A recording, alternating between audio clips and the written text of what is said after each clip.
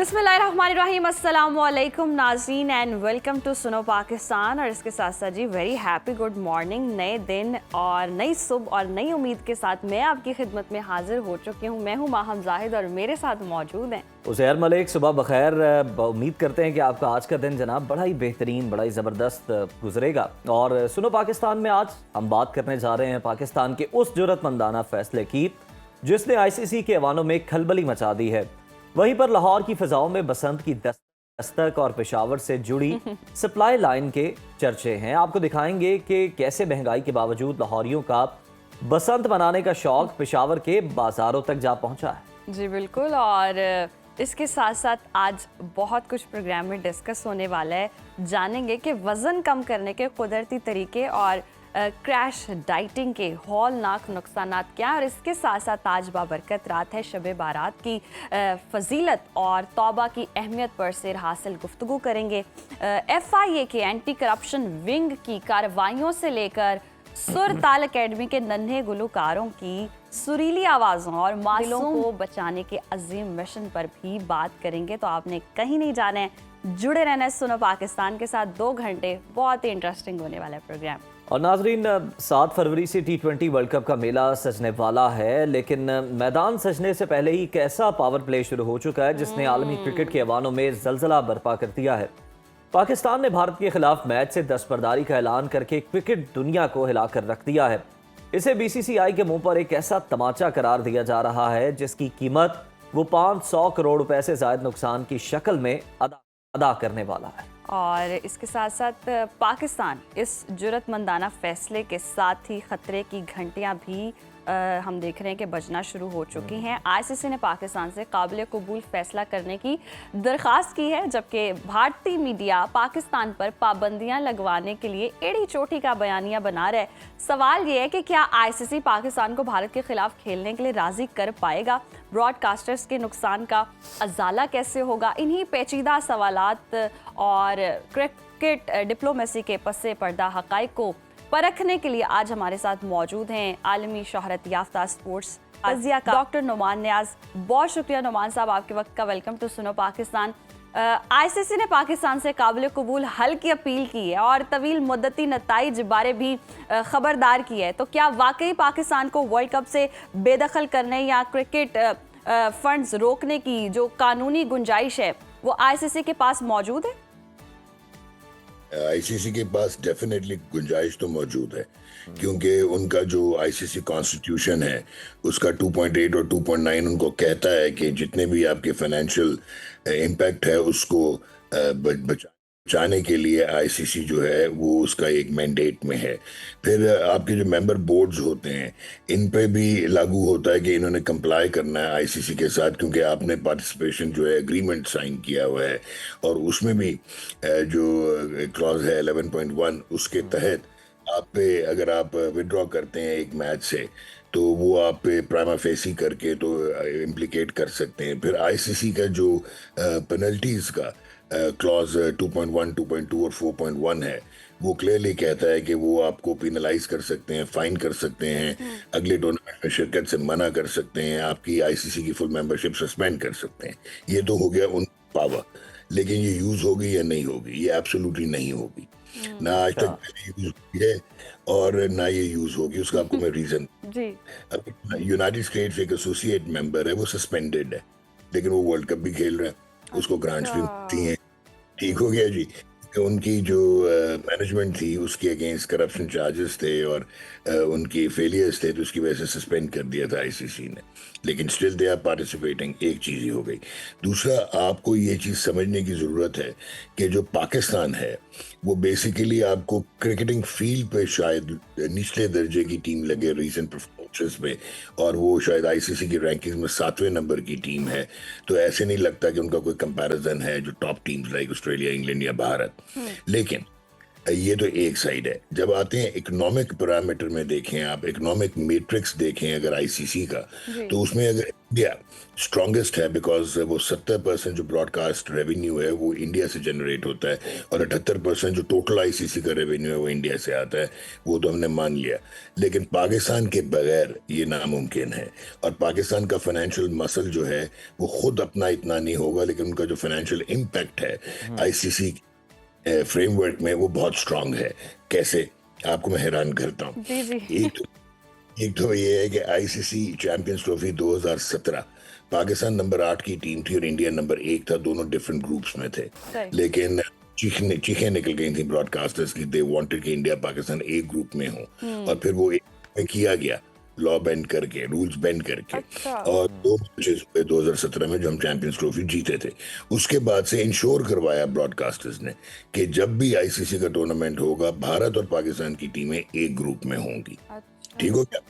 अच्छा, Right. अब उसके बाद जो दूसरी इंपॉर्टेंट चीज है, लास्ट ईयर एशिया कप जो है, क्योंकि पाकिस्तान ने वो मायदा साइन किया हुआ था 2027 तक इंडेमनिटी थी कि अगर इंडिया पाकिस्तान नहीं आएगा तो हम इंडिया नहीं जाएंगे। तो एशिया कप बात आई तो भारतीय गवर्नमेंट ने जो है वो कोर्जन करने की कोशिश की, क्योंकि 5 फुल मेंबर्स एशिया में हैं, तो अगर 3-2 से वोट आउट हो जाता तो एशिया कप पोस्टपोन हो जाता। ठीक है, वो सोनी पिक्चर्स नेटवर्क इंडिया ने $170 मिलियन का खरीदे हुए राइट्स।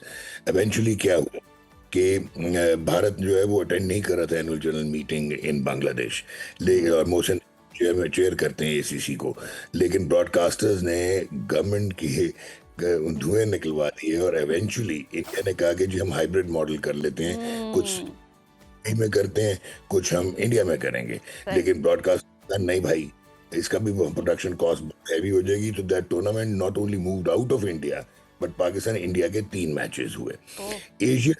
एशिया कप के कॉन्टेक्स्ट में, पूरे टूर्नामेंट के कॉन्टेक्स्ट में, इंडिया पाकिस्तान के जो मैचेस हैं वो 80% रेवेन्यू जनरेट करते हैं, और आईसीसी के कॉन्टेक्स्ट में 63% रेवेन्यू सिर्फ इंडिया पाकिस्तान का मैच जो है वो जनरेट करता है। 248 मिलियन $, एक मैच से ब्रॉडकास्टर जनरेट करता है इंडिया पाकिस्तान के, ये मिनिमम फिगर है।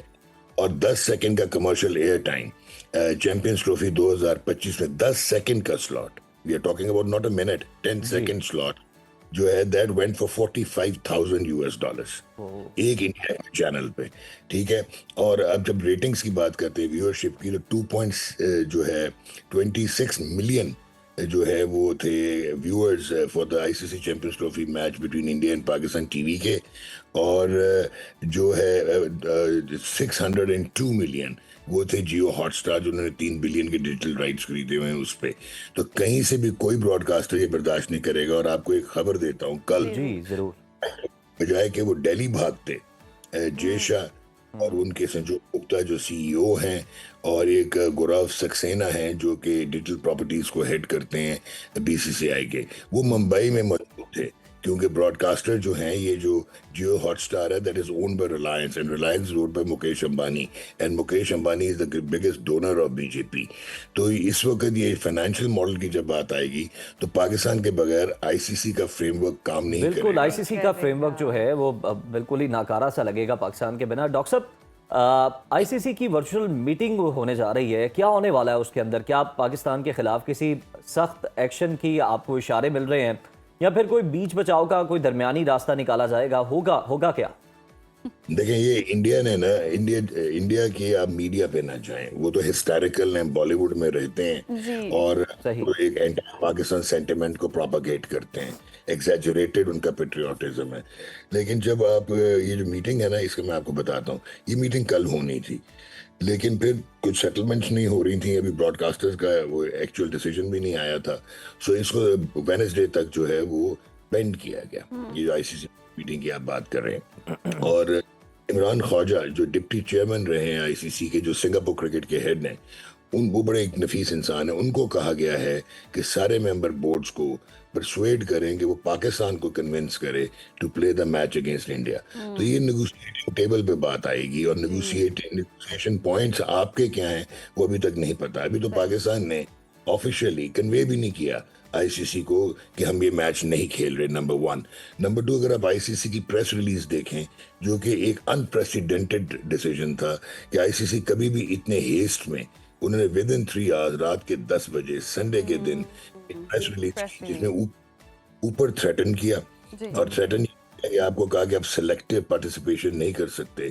वो भूल गए थे कि भारत आईसीसी टेस्ट चैंपियनशिप में पाकिस्तान के साथ नहीं खेलता तो वो सिलेक्टिव पार्टिसिपेशन ही होती है, जित कह लेंगे 6 टीम्स हैं। और दूसरा, नीचे आके वो कहते हैं क्रिकेट के इकोसिस्टम को बचाओ और अगर म्यूचुअली बेनिफिशियल नेगोशिएटेड सेटलमेंट की तरफ जाओ और रिजॉल्व करो। सो ये इस वक्त बहुत ही जो टाइमिंग थी ना, that was a master stroke bye Pakistan, a fantastic decision. और उसका ये रीजन है कि आईसीसी की गवर्नेंस में बहुत सारी फॉल्ट लाइंस हैं और ऑस्ट्रेलिया और इंग्लैंड साइड किक बन गया हुआ है बीसीसीआई का। और श्रीलंका, पाकिस्तान जैसे जो बोर्ड्स हैं वो वर्चुअल लैपडॉग्स हैं। वेस्ट इंडीज जैसे बोर्ड हैं वो डिपेंडेंट है इकोनॉमिकली, उनके फ्रेमवर्क पे आईपीएल होती है, फिर बायलैटरल सीरीज होती है जिससे रेवेन्यू होता है। तो पाकिस्तान जो है वो तो पिछले 14 साल से बायलैटरल सीरीज इंडिया इनके साथ नहीं खेल रहा था।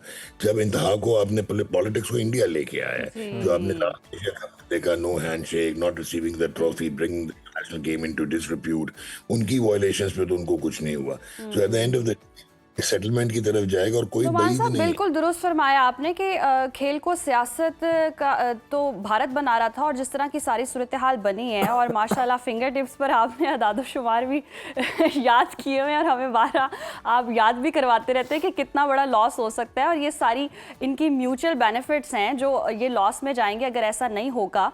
तो ये जो रिवायत कायम की हुई थी भारत ने या आईसीसी ने भारत के मातहत चलने की, ये मूव कितनी स्ट्रांग है कि इसके बाद अब ये सिलसिला आपको टूटता नजर आ रहा है? देखें, इसके अलावा आपके पास कोई चांस ही नहीं था। somebody had to stand in front of और अगेंस्ट जो है वो बीसीसीआई। और ये बहुत बड़ा डिसीजन है, बड़ा तगड़ा डिसीजन है, बिकॉज इसमें ऑब्वियसली आप एक और चीज़ ध्यान में रखें जो इंडियन मीडिया की समझ से बाहर है, वो ये है कि जब हुकूमत पाकिस्तान इन्वॉल्व हो रही है तो आपका क्या मतलब है सिर्फ हुकूमत पाकिस्तान ने ये डिसीजन लिया होगा? कितने कोई एक्सपर्ट्स, कितने कोई फॉरेन मिनिस्ट्री, कोई ब्यूरोक्रेट्स, कोई रिपोर्काशंस, कोई इंटरनेशनल रिलेशंस, उसके बाद ये पेनल्टीज। जो अगर मुझे ये लॉज पता है तो डोंट यू थिंक कि कोई लीगल एडवाइस मिली होगी, एस्टैब्लिशमेंट को लूप में रखा गया होगा पाकिस्तान क्रिकेट बोर्ड ने? तो ये सारी चीज़ें बहुत ज़रूरी थी। उसका रीज़न ये है, जैसे शारदा उग्रा ने उस दिन कहा था करण थारपर को, कि जो आईसीसी है वो तो बीसीसीआई का दुबई ऑफिस है। तो एग्जैक्टली आईसीसी की जो कॉन्स्टिट्यूशन है वो तो उसको कहता है डेमोक्रेटिकली रन करो। और बल्कि ये जो फॉल्ट लाइंस हैं ये 2002 से शुरू हुई थी और 2012 में लॉर्ड वुल्फ और प्राइस वाटर कूपर ने एक रिकमेंडेशन का वो बनाया था, एनालिसिस करके इंडिपेंडेंट आईसीसी की गवर्नेंस पे। और उन्होंने वहां पे भी कहा था कि होलसम गवर्नेंस वो होनी चाहिए डेमोक्रेटिकली, ना कि आपकी बेंड हो एक बोर्ड की तरफ।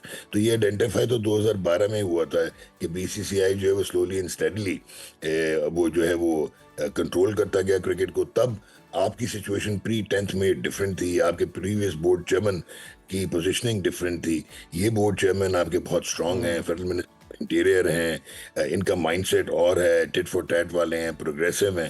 सो at the end of the day I personally feel कि ये शराजा बिखर जाएगा इकोनॉमिक अगर कहीं कम्युनिटीज की तरफ जाते हैं, क्योंकि जय शाह से कोई बैद नहीं है, ही इज देयर, और वो ऑब्वियसली अमित शाह के साहिबजादे हैं। तो ये देखना होगा कि ब्रॉडकास्टर्स कितना इम्पैक्ट करते हैं, जिसने उन्होंने एशिया कप में इंडियन गवर्नमेंट पे किया था, उनका भी रोल बहुत होगा। बिल्कुल नुमान साहब, कहीं ना कहीं तो ये भारत जो चाले चल रहा था उसके आगे फुल स्टॉप लगाना ज़रूरी था और पाकिस्तान ने ये हिम्मत दिखाई है। डॉक्टर साहब, अगर पाकिस्तान को 2 पॉइंट्स का नुकसान हो जाता है तो क्या नामीबिया, अमेरिका और नीदरलैंड जैसी टीमों के खिलाफ मैचेस जीतकर पाकिस्तान सेमीफाइनल की दौड़ में बरकरार रह पाएगा? आपको ऐसा लगता है? देखें, ये बड़ा अच्छा आपने क्वेश्चन किया। मैं आपको डराना नहीं चाहता, लेकिन प्रीवियस 2 T20 वर्ल्ड कप्स में हम एक आधी सरप्राइज देते हैं। हम एक लोअर टीम से हार जाते हैं। हम यूएस से हार गए, हम जिम्बाब्वे से हार गए थे 2022 में। तो अल्लाह ना करे ऐसा हो, क्योंकि इस बार क्योंकि स्पिन कंडीशंस है कंड्यूसिव, स्पिन कंडीशंस है कंड्यूसिव फॉर स्पिन बॉलिंग, और आपका बहुत रोबस्ट अटैक है। अगर आपका पहले नंबर का नहीं है दुनिया में तो आफ्टर इंडिया शायद सेकंड मोस्ट पोटेंट अटैक होगा। और Ibrar is outstanding, so is Mohammad Nawaz, ऐसी स्लो पिचेस पे स्लो एंड लो पिचेस से बॉलिंग करने, डिपेंड करेगा कि आपका टॉप ऑर्डर पावर प्ले में कैसे करता है। और पाकिस्तान अगर ये लूज करता है, अगर आपके तीनों मैच जीत जाता है नामीबिया से, नीदरलैंड से, जो कि इनको जीतने चाहिए, यूएस से, तो फिर भारत से 2 पॉइंट लूज करके भी आप सुपर 8 के लिए क्वालिफाई कर जाएंगे। और ये टीम जो है, रिगार्डलेस ऑफ कि इनकी क्या परफॉर्मेंस रही, लोअर रैंक टीम से जीतते रहे, शायद 4 या 5 मैच ये कोई बेहतर टीम से जीते, इंक्लूडिंग दीज 3 जो भी आपने वाइट वॉश किया ऑस्ट्रेलिया को, लेकिन स्टिल पाकिस्तान एक फेवरेट टीम है to qualify for the knockouts and semifinals. I will rate India, I will rate South Africa, Australia, oblique New Zealand, मैं न्यूजीलैंड को रेट करूंगा। So India, New Zealand, South Africa and Pakistan should qualify for the semifinals. अच्छा नुमान साहब, lastly बता दें, कौमी कप्तान सलमान अली आगा कहते हैं कि खिलाड़ी हुकूमत के पाबंद हैं। अगर हुकूमत नॉकआउट या फाइनल में भी भारत के खिलाफ खेलने से रोक दे तो क्या पाकिस्तान रनर अप या फातेह बनने का जो सुनहरी मौका है वो गवा देगा? देखें, जब आप ये बात करते हैं ना नेशनल इंटेग्रिटी की, और जब आप बात करते हैं, आप प्रिंसिपल स्टैंस लेते हैं, तो ये आपका मतलब है हुकूमत पाकिस्तान या पीसीबी को नहीं पता कि 20 से 40 मिलियन यूएस डॉलर का फाइन इम्पोज हो सकता है, पार्टिसिपेशन आपको जो है वो डिडक्ट हो सकती है, ये हो सकता है, बट फिर पैसे मानी नहीं रखते। इसी तरह when it comes to the pride and the principle stand, क्योंकि आप उठे हैं और आपने कहा है कि ये क्रिकेट के इकोसिस्टम में जो इम्बैलेंस है इसको सीधा करो, तो अगर इसको सीधा करने के लिए आपको एक मैच की बायकॉट से कोई फर्क नहीं पड़ेगा। फिर आपको, जिसने इंडिया आपके साथ बायलैटरल सीरीज नहीं खेलता, यू शुड से कि वो क्यों खेलने आता है जो है आईसीसी के टूर्नामेंट्स में पाकिस्तान से। तो ये हिपोक्रेसी हो गई ना, जितना मर्जी वो कहते रहे हम कंप्लाई करते हैं आईसीसी के कॉन्स्टिट्यूशन को, तो तब क्यों कंप्लाई नहीं करते जब बायलैटरल सीरीज खेलनी होती है। तो Pakistan should not play against India, B it in a semifinal और इन अ फाइनल, और फिर आप देखें कि ये टूर्नामेंट किधर जाता है। यस, बहुत शुक्रिया नुमान साहब आपके वक्त का। और वाकई जी, जब इंडिया होती है तो अपनी मर्जी से वो चाहे तो सिक्योरिटी और फलाना ये वो इशू बनाकर वो मैच नहीं खेलने आते, और जब पाकिस्तान ने स्टैंड ले लिया तो अब फिर मौकिफ पर डटे रहें और फिर अब इनको मजा चखाएं। और ये जो ब्रॉडकास्टर्स का दबाव अब आ रहा है, मजा चखाना क्या, मजा आ बहुत रहा है। अगर आप इंडियन चैनल्स देखें, उनके एंकर्स को आप देखें, जिस तरह आग बबूला हुए हुए हैं, बड़ा ही मजा आ रहा है, बड़ा एंजॉय हो रहा है, जिस तरह के वो कमेंट्स पास कर रहे हैं, और बड़े वैसे तो तासुब पर मबनी उनके बयानात होते हैं, रेसिस्ट उनकी जो है स्टेटमेंट्स हैं, लेकिन उसके बावजूद पता ये चल रहा है कि जनाब तकलीफ पूरी पहुंची है वहाँ। अच्छा, इंडियन मीडिया का तो पता चल ही जाता है, जब हार रहे हो तो बस उनका शोर ही डिफरेंट होता है। हमने जंग के दौरान भी देखा था, अब इस दौरान भी हम देख रहे हैं कि क्या ही उन्होंने, लेकिन ये बात वो भी मान रहे हैं हम कि ये फैसला बहुत बड़ा था जो कि लिया गया है, और ये किसी तगड़े चेयरमैन पीसीबी के बिना ये मुमकिन नहीं था ये फैसला लेना। चले खैर, अब आने वाला वक्त ही बताएगा कि क्या हो सकता है, लेकिन ये कि सुधर जाएंगे। क्रिकेट में तो पता नहीं क्या होता है, लेकिन आप हमें बताएं कि मौसम के हवाले से आज क्या होने वाला है। मौसम के हवाले से हम बता देते, वैसे थोड़ी सर्दी कम होती जा रही है, देख ले सर्दी ने थोड़ी देर बस झलक दिखाई है, उसके बाद गायब हो गई। अब लेकिन हम चलते हैं और देखते हैं कि शिमाली इलाका जात में कैसा मौसम रहेगा और मुख्तलिफ शहरों में क्या सूरत हाल रहेगी। आइए चलते हैं।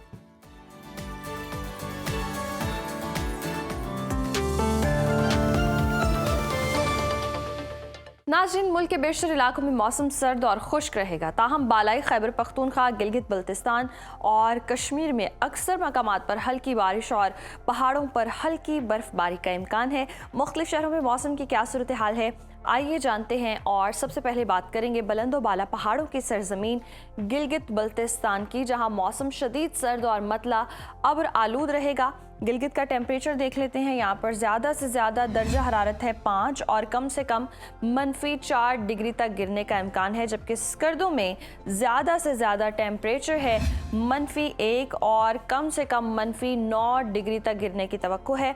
महकमा मौसमियात के मुताबिक आइंदा 24 घंटों के दौरान चंद मकामात पर बारिश और हल्की बर्फबारी का इम्कान है। सयाहों की जन्नत आज़ाद कश्मीर के मौसम के हवाले से बताएं तो मौसम शदीद सर्द और मतला अब्र आलूद रहने का इम्कान है। दारुल हुकूमत मुजफ्फराबाद लिए चलते हैं आपको, यहाँ पर हम देख रहे हैं ज़्यादा से ज़्यादा जो दर्जा हरारत है वो है 12 और कम से कम 3 डिग्री तक गिरने का इम्कान है। श्रीनगर की बात करें तो श्रीनगर में ज़्यादा से ज़्यादा पारा हम देख रहे हैं 5 और कम से कम 0 डिग्री रहने का इम्कान है। मौसम का हाल बताने वालों ने आइंदा 24 घंटों के दौरान चंद मकामात पर हल्की बारिश और हल्की बर्फबारी की पेशगोई की है। और अब आपके साथ शेयर करेंगे मेज़बानों की धरती खैबर पख्तूनख्वा का मौसम। जहां हम देख रहे हैं सूबे के बेशतर अजला में मौसम सर्द और खुश्क रहेगा। सूबाई दारुल हुकूमत पेशावर का रुख करते हैं। पेशावर में ज़्यादा से ज़्यादा पारा हम देख रहे हैं 20 और कम से कम 7 डिग्री रहने का इम्कान है।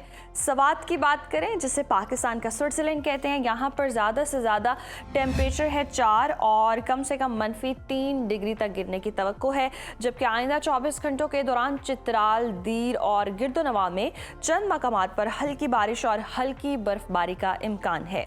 और नाज़रीन, अब नजर डाल लेते हैं 5 दरियाओं की सरजमीन पंजाब के मौसम पर, जहां हम देख रहे हैं कि सूबे के बेशतर अजला में मौसम सर्द और मतला जुज़वी अब्र आलूद रहने की तवक्को है। बागों के शहर लाहौर लिए चलते हैं आपको। यहाँ पर ज़्यादा से ज़्यादा टेम्परेचर है 21 और कम से कम 7 डिग्री रहने का इम्कान है। जबकि शहर बेमिसाल इस्लामाबाद का रुख करें तो यहाँ पर ज़्यादा से ज़्यादा पारा है 19 और कम से कम 7 डिग्री रहने की तवक्को है। और मुल्तान में ज़्यादा से ज़्यादा दर्जा हरारत हम देख रहे हैं 24 और कम से कम 8 डिग्री रहने का इम्कान है। महकमे मौसमियात के मुताबिक आइंदा 24 घंटों के दौरान मरी, गलियात और गिरदोनवाह में मौसम सर्द रहने के अलावा मतला जुज़वी अब्र आलूद रहने का इम्कान है। और अब बात कर लेते हैं कुदरती ज़खायर से माला माल सूबे बलोचिस्तान की, जहां शिमाली अजला में मौसम सर्द और खुश्क रहेगा। कोयटा का रुख करते हैं। कोयटा में ज़्यादा से ज़्यादा पारा हम देख रहे हैं 13 और कम से कम 0 डिग्री तक गिरने का इम्कान है। आइंदा 24 घंटों के दौरान ज़ियारत और गिरदोनवाह में मौसम शदीद सर्द रहने की तवक्को है। और आखिर में हमेशा की तरह आपके साथ शेयर करेंगे सूबे सिंध का मौसम, जहां अक्सर इलाकों में मौसम सर्द और खुश्क रहेगा। शहर कायद कराची का रुख करते हैं। कराची में ज़्यादा से ज़्यादा टेम्परेचर है 29 और कम से कम 14 डिग्री रहने का इम्कान है। जबकि हैदराबाद में ज़्यादा से ज़्यादा पारा हम देख रहे हैं 28 और कम से कम 14 डिग्री रहने की तवक्को है। आइंदा 24 घंटों के दौरान सिंध के बेशतर अजला में मतला अब्र आलूद रहने का इम्कान है।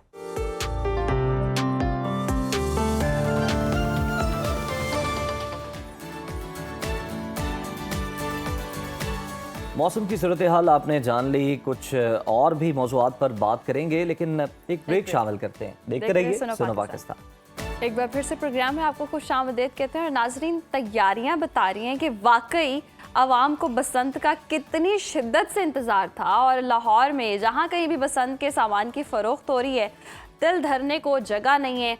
लेकिन एक पहलू ये भी है कि इस बार लाहौरियों की खुशियों पर महंगाई का गहरा साया है।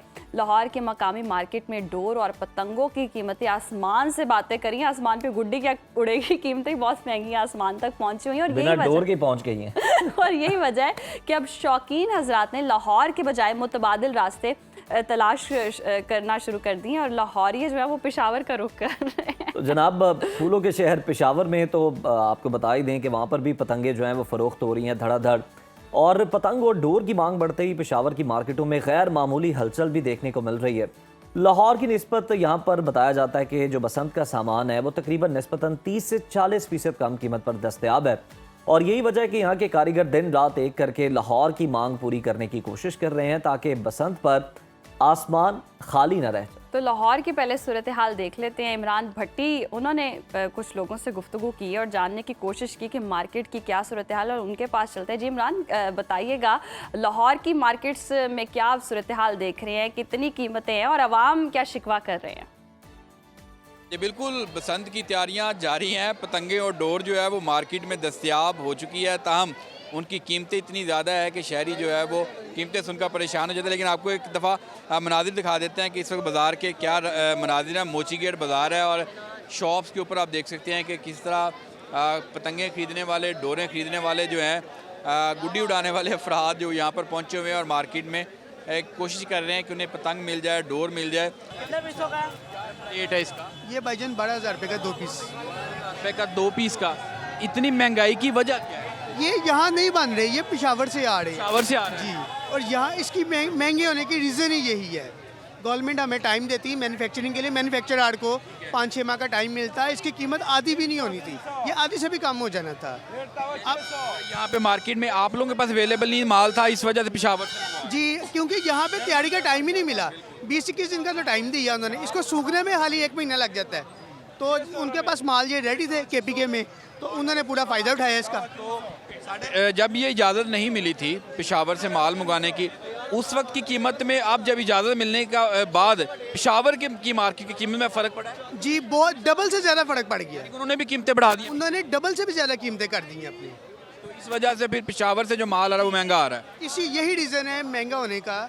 ये हम गवर्नमेंट से अपील करते हैं, गवर्नमेंट से हमारी अपील है कि कम से कम इसके लिए हमें 6 माह का टाइम दे, तैयारी हो सके, ताकि हर बंदे की पहुंच में ये चीज़ आ सके और हर इंसान इस फेस्टिवल को एंजॉय कर सके। लोकल लाहौर में माल तैयार होगा तो फिर कीमत कम। पंजाब में लाहौर में तैयार होगा तो कीमत इसकी कम होगी। गुड्डे के जो रेट हैं, गुड्डे के रेट्स हैं वो बता दें। गुड्डा जो उनसे इस टाइम 300 रुपये का है, जो पेशावर से आ रहा है अच्छे पेपर वाला। जो यहाँ तैयार हो रहा है इस टाइम वो माल अच्छा नहीं तैयार हो रहा है, वो उसका रेट कम है उसका। यहाँ पे तैयार हो रहा है, वो अच्छा नहीं हो रहा है तैयार, क्वालिटी अच्छी नहीं है। वो क्वालिटी अच्छी नहीं है। वो पेशावर से आ रहा है उसकी क्वालिटी अच्छी है। उसकी क्वालिटी अच्छी क्योंकि वो पहले से तैयार हुआ हुआ है माल, उनको टाइम उनके पास है, वो आराम से तैयार कर रहे हैं और हर चीज़ उनके पास सिस्टम अवेलेबल थी क्योंकि वहाँ पे इजाज़त है, यहाँ इजाज़त नहीं थी। कह सकते हैं कि इस वक्त लाहौर का जो मैन्युफैक्चर है या लोकल मैन्युफैक्चर है वो सिर्फ खपत पूरी करने के लिए लगा हुआ है, बस बना ही जा रहा है माल। जी बिल्कुल ऐसे ही है, वो नहीं देख रहे क्या अच्छा है क्या गलत है क्या ठीक है, वो सिर्फ बनाई जा रहे हैं लेकिन क्वालिटी मेयार नहीं दे रहे। वो क्या रेट क्या दे? 300, वो जो यहाँ पे इस टाइम लोकल मैन्युफैक्चरर बना रहा है वो एक तावे का रेट 250 रुपये दे रहा है। तो जाहिर है अगर 250 का उनसे लेंगे कोई 20, 25, 50 रख के हम भी बेचेंगे, तो हम पेशावर वाला माल उसी रेट पे बेच रहे हैं। बिल्कुल, जो खरीदार दुकानदार है वो कह रहे हैं कि पेशावर से माल आ रहा है, पेशावर से माल महंगा हुआ है, जिसकी वजह से यहाँ पे जो है वो उनकी कीमतें बढ़ी हैं पतंग और गुड्डे की। तो यही वजह है कि जो ख़रीदार है उसको लगता है कि जो है महंगाई है और महंगी डोर पतंगे जो है वो फ़रोख्त हो रही है। हुकूमत से भी मुतालबा कर रहे हैं जो ख़रीदार है कि वो इसके ऊपर कुछ SOP ले, एक्शन ले, ताकि कम कीमत के ऊपर पतंग और डोर दस्तियाब और हर शहरी पसंद मना सके। तो जनाब हमने आपको रिपोर्ट दिखाई लाहौर से, जहाँ पर इमरान भट्टी ये बता रहे थे कि जनाब रेट जो हैं वो किस कदर बढ़ चुके हैं। पेशावर का बार बार जिक्र आ रहा है, पेशावर का हवाला दिया जा रहा है लाहौर की मार्केट्स में भी। तो जनाब पेशावर का रुख कर लेते हैं, शाहिद खान से जान लेते हैं कि जनाब पेशावर में लाहौर की निस्बत सामान किस तरह से सस्ता दस्तयाब है और क्या वहाँ पर भी रेट जो हैं अब थोड़ा सा हम देख रहे हैं कि सामान चूँकि कम है, ख़रीदार ज़्यादा है, सिचुएशन ऐसी है, तो सप्लाई एंड डिमांड का मसला आ गया ना, तो क्या इसका भरपूर फ़ायदा उठाया जा रहा है और उन्होंने किस तरह से पहले से कितनी तादाद में पहुंच रहे हैं पेशावर? हम सोचने की बात है वो कितने दूर अंदेश है, उन्होंने पहले से सामान तैयार कर रखा था। तो शाहिद खान हमें बताएं कि क्या हाल है वाला है यहाँ पे मार्केट? बिल्कुल, बसंत की तैयारी अपने उरूज पे है और लाहौर तो लाहौर है, लेकिन पेशावर में भी आप देख सकते हैं कि बड़ी गहमा गहमी है इस मार्केट में। ये कतूत की मार्केट है, ये वाहिद मार्केट है जहाँ पर पतंग और डोर जो है वो बड़ी तादाद में बनाई भी जाती है और फ़रोख्त भी की जाती है। लाहौर से आए हुए मेहमान हमारे साथ मौजूद, से बात करेंगे। लाहौर से आया हूँ और यहाँ पे कुछ गुड्डों की परचेजिंग कर रहा हूँ। मैं वज़ीर आला पंजाब मोहतरमा मरियम नवाज़ का शुक्रिया अदा करता हूँ, उन्होंने अपनी यंग जनरेशन के लिए ये एक 20-25 साल के बाद काम शुरू करवाया है और तमाम अवाम इनकी शुक्रगुजार है। हम आए थे पहले कोई 1 महीना पहले, तो गुड्डे का रेट था 170 रुपये 1.5 तावे का। आज 1.5 तावे का रेट 500 रुपये है। पूरी मार्केट में हमें नहीं मिला, हमने नहीं लिया। हमने 100 गुड्डे सिर्फ पौना तावा जिसे बोलते हैं 1 तावा वो ख़रीदा है। हर दुकान पे चले जाओ, कोई 500 का बेच रहा है, कोई 550 का बेच रहा है। और रह गया लाहौर का मसला, लाहौर में तो आप आके ना अगर देखना है नज़ारा, इंशाल्लाह 5, 6, 7 को देखना कैसा समा होगा। और मोची दरवाज़े में मैं कल खुद गया था कि वहाँ से ऐसे लग रहा था कि कोई बहुत बड़ा जुलूस है, अंदर बंदा घुस नहीं सकता पैदल, इतना बुरा हाल है। जो भी बेचारा गुड्डे ला रहा है वो यूं करके ला रहा है मोची दरवाजे से। तो लिहाजा ये भी थोड़ा सा इनको पुलिस को चाहिए ये कंट्रोल करे। ये हमारे सब भाई हैं, हम भी इनके भाई हैं और ये भी हमारे भाई हैं, और ये हमारा सबका ख्याल करें अच्छे तरीके से। जी बिल्कुल, सबका ख्याल रखना चाहिए और ख़ुसूसी तौर पर जब शॉपिंग के लिए आते हैं तो उस हवाले से दीगर जो साथी हैं उनका भी ख्याल रखना चाहिए, क्योंकि काफ़ी पैसा खर्च करके चीज़ें भी ख़रीदी जाती है लेकिन फिर वो रश की वजह से ख़राब भी हो जाती है। मार्केट में अवेलेबल चीज़ें उससे भी कभी काफ़ी गिला किया, तो इस हवाले से भी नोटिस लेना चाहिए। और यहाँ पर एक बात मैं लाजमी समझता हूँ कि पेशावर की ये मार्केट बड़े अरसे बाद यहाँ पर रौनक बहाल हुई है और यहाँ पर गहमा गहमी है। तो बड़े अरसे बाजी रौनक बहाल हुई है। बहुत शुक्रिया शाहिद, ये सारी सूरत हाल जो है आपने शेयर की और जानने की कोशिश की कि आवाम की क्या राय है। और वाकई मैं ये देख रही हूँ कि इतनी कोई सेलिब्रेशन की किल्लत है कि इतना बसंत को सेलिब्रेट करें लोग इतने भरपूर तरीके से, और रश जितना वो बता रहे हैं इस तरह तो वो होगा कि गुड्डी फट जाएगी, गुड्डी गुड्डा। लाहौरियों को खाने के अलावा भी कोई एंटरटेनमेंट नसीब हुई है, और वो भी इतने सालों के बाद, तो क्यों तो ना महंगाई को बलाए ताक रख के लाहौरियों ने कहा जी सेलिब्रेट करेंगे, चाहे आसमान पे जाना पड़े गुड्डी गुड्डा लेने। पेशावर पहुंच गए और वाकई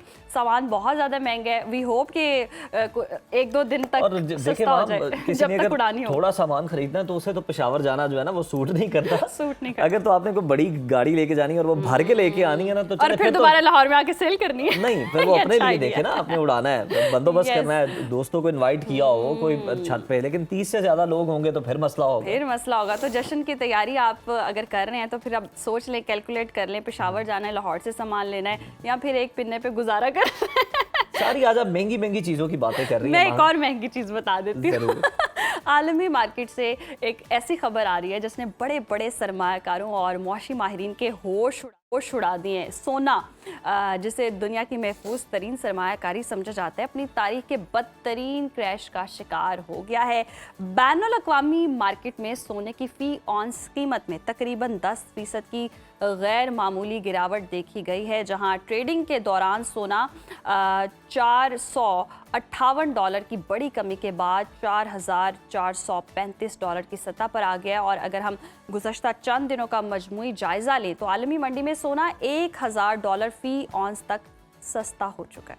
बैनुल अक़वामी मंडी के ज़लज़ले के झटके पाकिस्तान के सराफा बाजारों में भी पूरी शिद्दत से महसूस किए जा रहे हैं। All Pakistan Sarafa James and jewellers association के मुताबिक मुल्क भर में फ़ी तोला सोना 21,500 रुपये सस्ता हो गया, जिसके बाद नई कीमत अब 4,90,362 रुपये की सतह पर आ गई है। हैरत अंगेज तौर पर गुज़श्ता 3 रोज़ के दौरान सोने की कीमत में मजमूई तौर पर 82,500 रुपये की बड़ी कमी रिकॉर्ड की गई, जो कि पाकिस्तानी मार्केट की तारीख में एक रिकॉर्ड गिरावट है।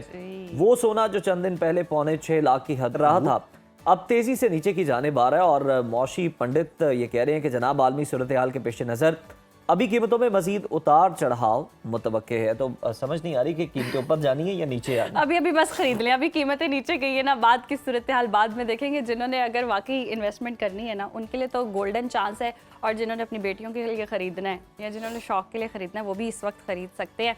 मेरा मशवरा मान लें, ब्रेक पे चलते हैं। यहाँ वक्त ब्रेक का देखते रहे सुनो पाकिस्तान। वेलकम बैक नाज़रीन। और प्रोग्राम में बसंत की तो हमने बहुत बातें कर ली, तो म्यूज़िक का भी थोड़ा तड़का लगा लेते हैं। पाकिस्तान में तालीम, आर्ट और म्यूज़िक के हर शोबे में बेपनाह टैलेंट मौजूद है, और सुरताल अकेडमी के नन्हे बच्चे अपनी शानदार आवाज़ के साथ मुस्तकबिल के बेहतरीन सिंगर्स बनने की राह पर गामज़न हैं। उस्ताद ज़ियाउल हक की रहनुमाई में ये नन्हे फनकार बड़े ज़बरदस्त तरीके से पॉलिश हो रहे हैं, निखारा जा रहा है इनके टैलेंट को, और इनके ख्वाबों को हकीकत का रूप दिया जा रहा है, कॉन्फिडेंस बिल्ड किया जा रहा है। सिर्फ उन्हें सिंगिंग नहीं सिखाई जा रही बल्कि उन्हें एक मुकम्मल परफॉर्मर बनाया जा रहा है कि जब वो स्टेज पर आए तो जनाब ऑडियंस जो है वो बस उन्हीं को ही देखती रहे। तो हम भी देखते हैं कि हमारी साथी इनके रुबीना यूसुफ वहाँ पर गई भी हैं अकेडमी में, और उन्होंने बच्चों का टैलेंट भी देखा है। आपके साथ भी शेयर करते हैं इस खुसूसी रिपोर्ट में।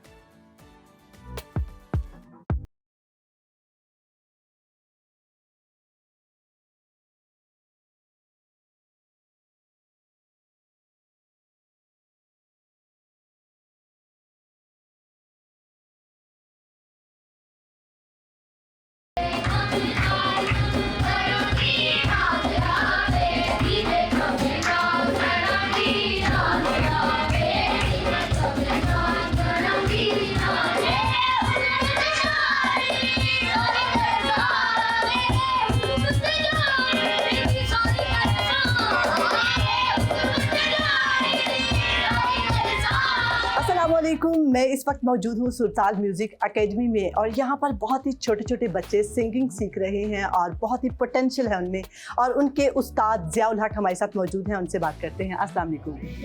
ज़ियाउल हक, आपका क्या हाल है? मैं ठीक, आप कैसी हैं? मैं ठीक हूँ, थैंक यू। आपने इतना ज़बरदस्त यहाँ पर ये सेटअप किया हुआ है, बच्चों को आप सिखाते हैं, कितनी देर हो गई है? सबसे पहले तो आपको वेलकम इन सुरताल म्यूज़िक एकेडमी, और हम कोई last I think more than 9 years हो गए हैं कि हम इस एकेडमी को रन कर रहे हैं। मतलब उनको सिखाते हैं, इतना वक्त देते हैं, फीस कितनी है?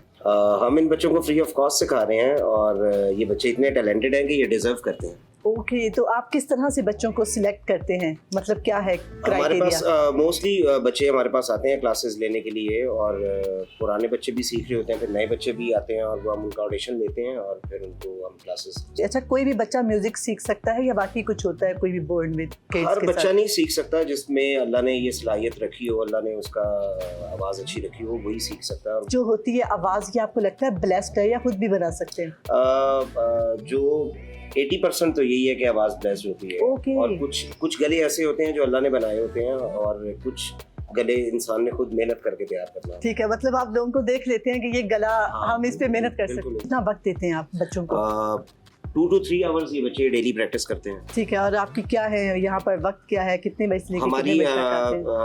हफ्ते में 3 दिन यहाँ पे क्लास होती है ठीक है। और शाम में 6 to ऑनवर्ड्स फिर 9-10 बजे तक क्लास चलती रहती है। ओके, बहुत सारे लोग हमें देख रहे हैं, अगर वो आपको अप्रोच करना चाहें तो? हमारी 3 ब्रांचेस हैं लाहौर में, एक ये कृष्ण नगर में है, एक जॉर्ज टाउन में, एक DHA में है। ओके, ठीक है, अभी हम बच्चों से बात करेंगे और वो हमें जी, बिल्कुल। सुनाएंगे। बेटी पर करती है पूरी कौमें नाज, कौम की बेटी पर करती है पूरी कौमें नाज। ऐसी की आवाज बनी है मरियम नवाज, ऐसी की आवाज बनी है मरियम नवाज, ऐसी की आवाज बनी है मरियम नवाज। कौम की बेटी पर करती है पूरी कौमें नाज, कौम की बेटी पर करती है पूरी कौमें नाज, ऐसी की आवाज बनी है मरियम नवाज। आपका नाम?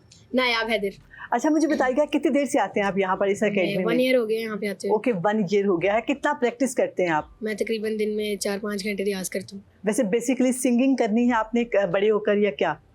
सिंगिंग को पैशन थोड़ी बनाना, लेकिन ये शौक है। ओके, शौक है। शौक में कुछ किया भी? जी, मैंने प्राइम मिनिस्टर साहब के लिए एक एंथम प्रिपेयर किया। हो चुका है तरक्की का आगाज, हो चुका है तरक्की का आगाज, गूंज रही है बस एक ही आवाज, गूंज रही है बस एक ही आवाज।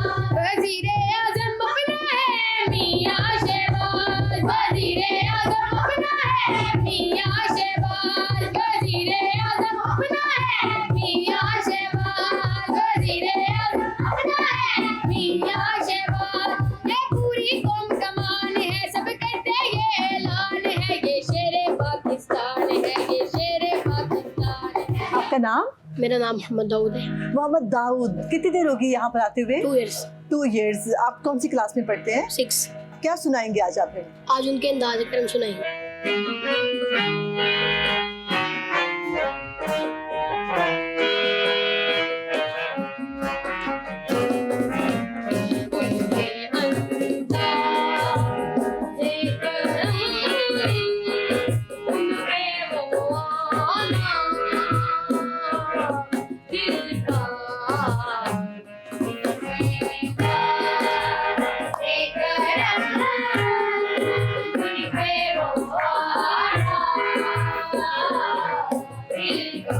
काली काली जुल्फों के फंदे न डालो, काली काली जुल्फों के फंदे न डालो, हमें जिंदा रहने दो ए हुस्न वालो, काली काली जुल्फों के फंदे न डालो। अच्छा अयान, मुझे बताइएगा कि आपकी एज क्या है? 12 years के हैं। आपकी क्लास? 4। पढ़ाई में दिल लगता है या ज़्यादा फिर सिंगिंग में? पढ़ाई में भी पढ़ाई में भी दिल लगता है। बड़े होकर क्या बनोगे? सिंगर। करे कोई गल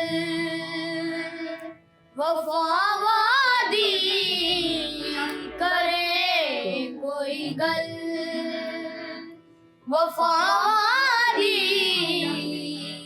मैं याद आवा तेरो मीना। जी नाज़रीन, यहाँ पर हम सुरताल एकेडमी में मौजूद थे और यहाँ पर हमने हर बच्चे से बात की। इतनी खूबसूरत आवाज़, इतना टैलेंट और इतने एनर्जेटिक बच्चे, इतना पोटेंशियल है उनमें और मुझे उम्मीद है कि ये सब बच्चे पाकिस्तान का बहुत नाम रोशन करेंगे। मुझे उम्मीद है कि आप लोगों ने भी बहुत मज़ा किया होगा और मुझे यहाँ पर आकर बहुत मज़ा आया।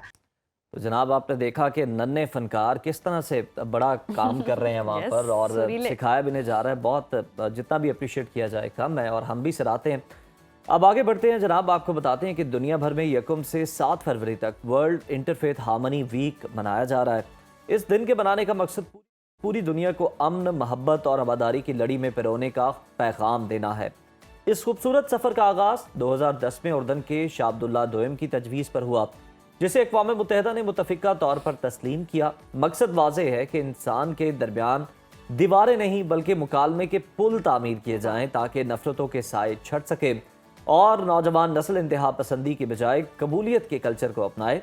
इस हफ्ते के मनाने का एक मकसद ये भी कि हम अपने अपने अकायद पर कायम रहते हुए भी एक दूसरे के वजूद का एहतराम कर सकते हैं। बिल्कुल सही कहा आपने, और हकीकत तो ये है कि इंसानियत का मज़हब जो है वो सबसे बड़ा है। अक़वाम मुत्तहिदा के मुताबिक रवां साल का थीम भी यही है कि मुख्तलिफ मज़ाहिब के मानने वाले ना सिर्फ इकट्ठे रह सकते हैं बल्कि एक दूसरे की खुशियों और गमों में शरीक होकर एक पुरअमन मुआशरे की बुनियाद रख सकते हैं। और आज के दौर में जहाँ गलत फहमियाँ फासले पैदा कर रही हैं, वहाँ ऐसे दिन जो हैं हमें याद दिलाते हैं कि तशद्दुद और नफ़रत का इलाज सिर्फ एहतराम और इंसानियत और मुकालमे में छुपा है। तो आइए आज से अहद करें कि हम दूसरों के नज़रियात को जगह देंगे और एक ऐसा पाकिस्तान, ऐसी दुनिया बनाएंगे जहां अमन की ज़बान सबसे ज़्यादा ताकतवर हो।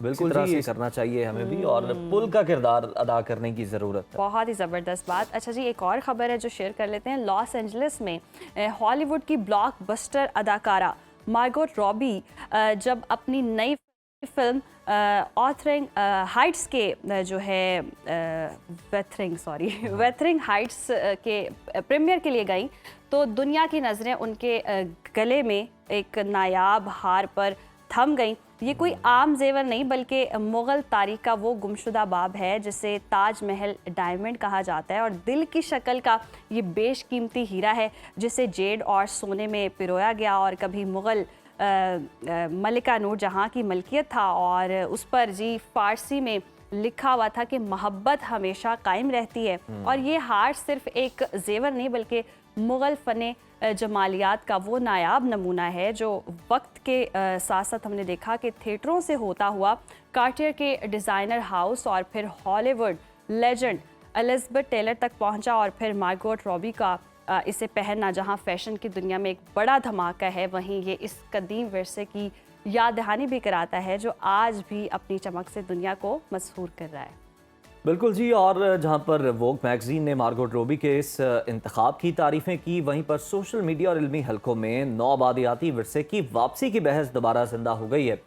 ये हार उन हज़ारों नवादरात में शामिल है जो बरतानवी राज और इस्तेमारी दौर में बड़े सगीर से मुंतकिल हुए यानी लूटे गए और अब नीलाम घरों में करोड़ों डॉलर्स में बिक रहे हैं। 2011 में जब ये हार 88 लाख डॉलर में नीलाम हुआ तो इसने तारीख रकम कर दी थी, मगर आज इंडिया और दीगर ममालिक ये मुतालबा कर रहे हैं कि कोहिनूर हीरे की तरह ये शाही खजाना भी अपने असल वतन वापस आना चाहिए। मार्गोट रॉबी की फिल्म तो 13 फरवरी को रिलीज होगी, लेकिन इस तारीखी हार ने फिल्म से पहले ही एक आलमी बहस छेड़ दी है जिसने फैशन, तारीख और सियासत को एक ही मोड़ पर ला खड़ा किया। तो भाई ज़बरदस्त एक हार जो वाकई बहुत ही खूबसूरत भी है, और इस वक्त सारी दुनिया की नज़रें उस हार पर जमी हुई हैं। तो बड़ी खूबसूरत चीज़ है जी, ये आप मुलाहिज़ा भी कर सकते हैं, देख भी सकते हैं।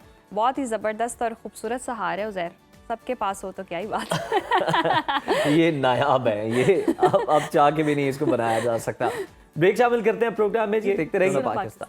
वेलकम बैक नाज़रीन। फेडरल इन्वेस्टिगेशन एजेंसी या FIA पाकिस्तान का एक आलमी सतही वफाकी कानून नाफिज करने वाला जो इदारा है जो वजारत दाखिला के तहत काम करता है। ये इदारा FIA एक्ट 1974 के तहत कायम किया गया, जिसका बुनियादी मकसद ऐसे जराइम की तफ्तीश और इंसदाद है जो सूबाई हदूद से बालातर हों या जिनकी नौयत कौमी और बैनुल-अक़वामी सतह की हो। इदारे का दायरा इख्तियार मुतादिद पेचीदा और खुसूसी नौयत के जराइम पर मुहित है, जिनमें बदउनवानी, माली और मुआशी जराइम, साइबर क्राइम, दहशत गर्दी से मुतालिक मुकदमात, इंसानी स्मगलिंग और ट्रैफिकिंग, और इसके साथ साथ इमिग्रेशन कवानीन की खिलाफ वर्जियाँ, मनी लॉन्ड्रिंग और दानिशवराना इमलाक के कवानीन की खिलाफ वर्जियाँ शामिल हैं।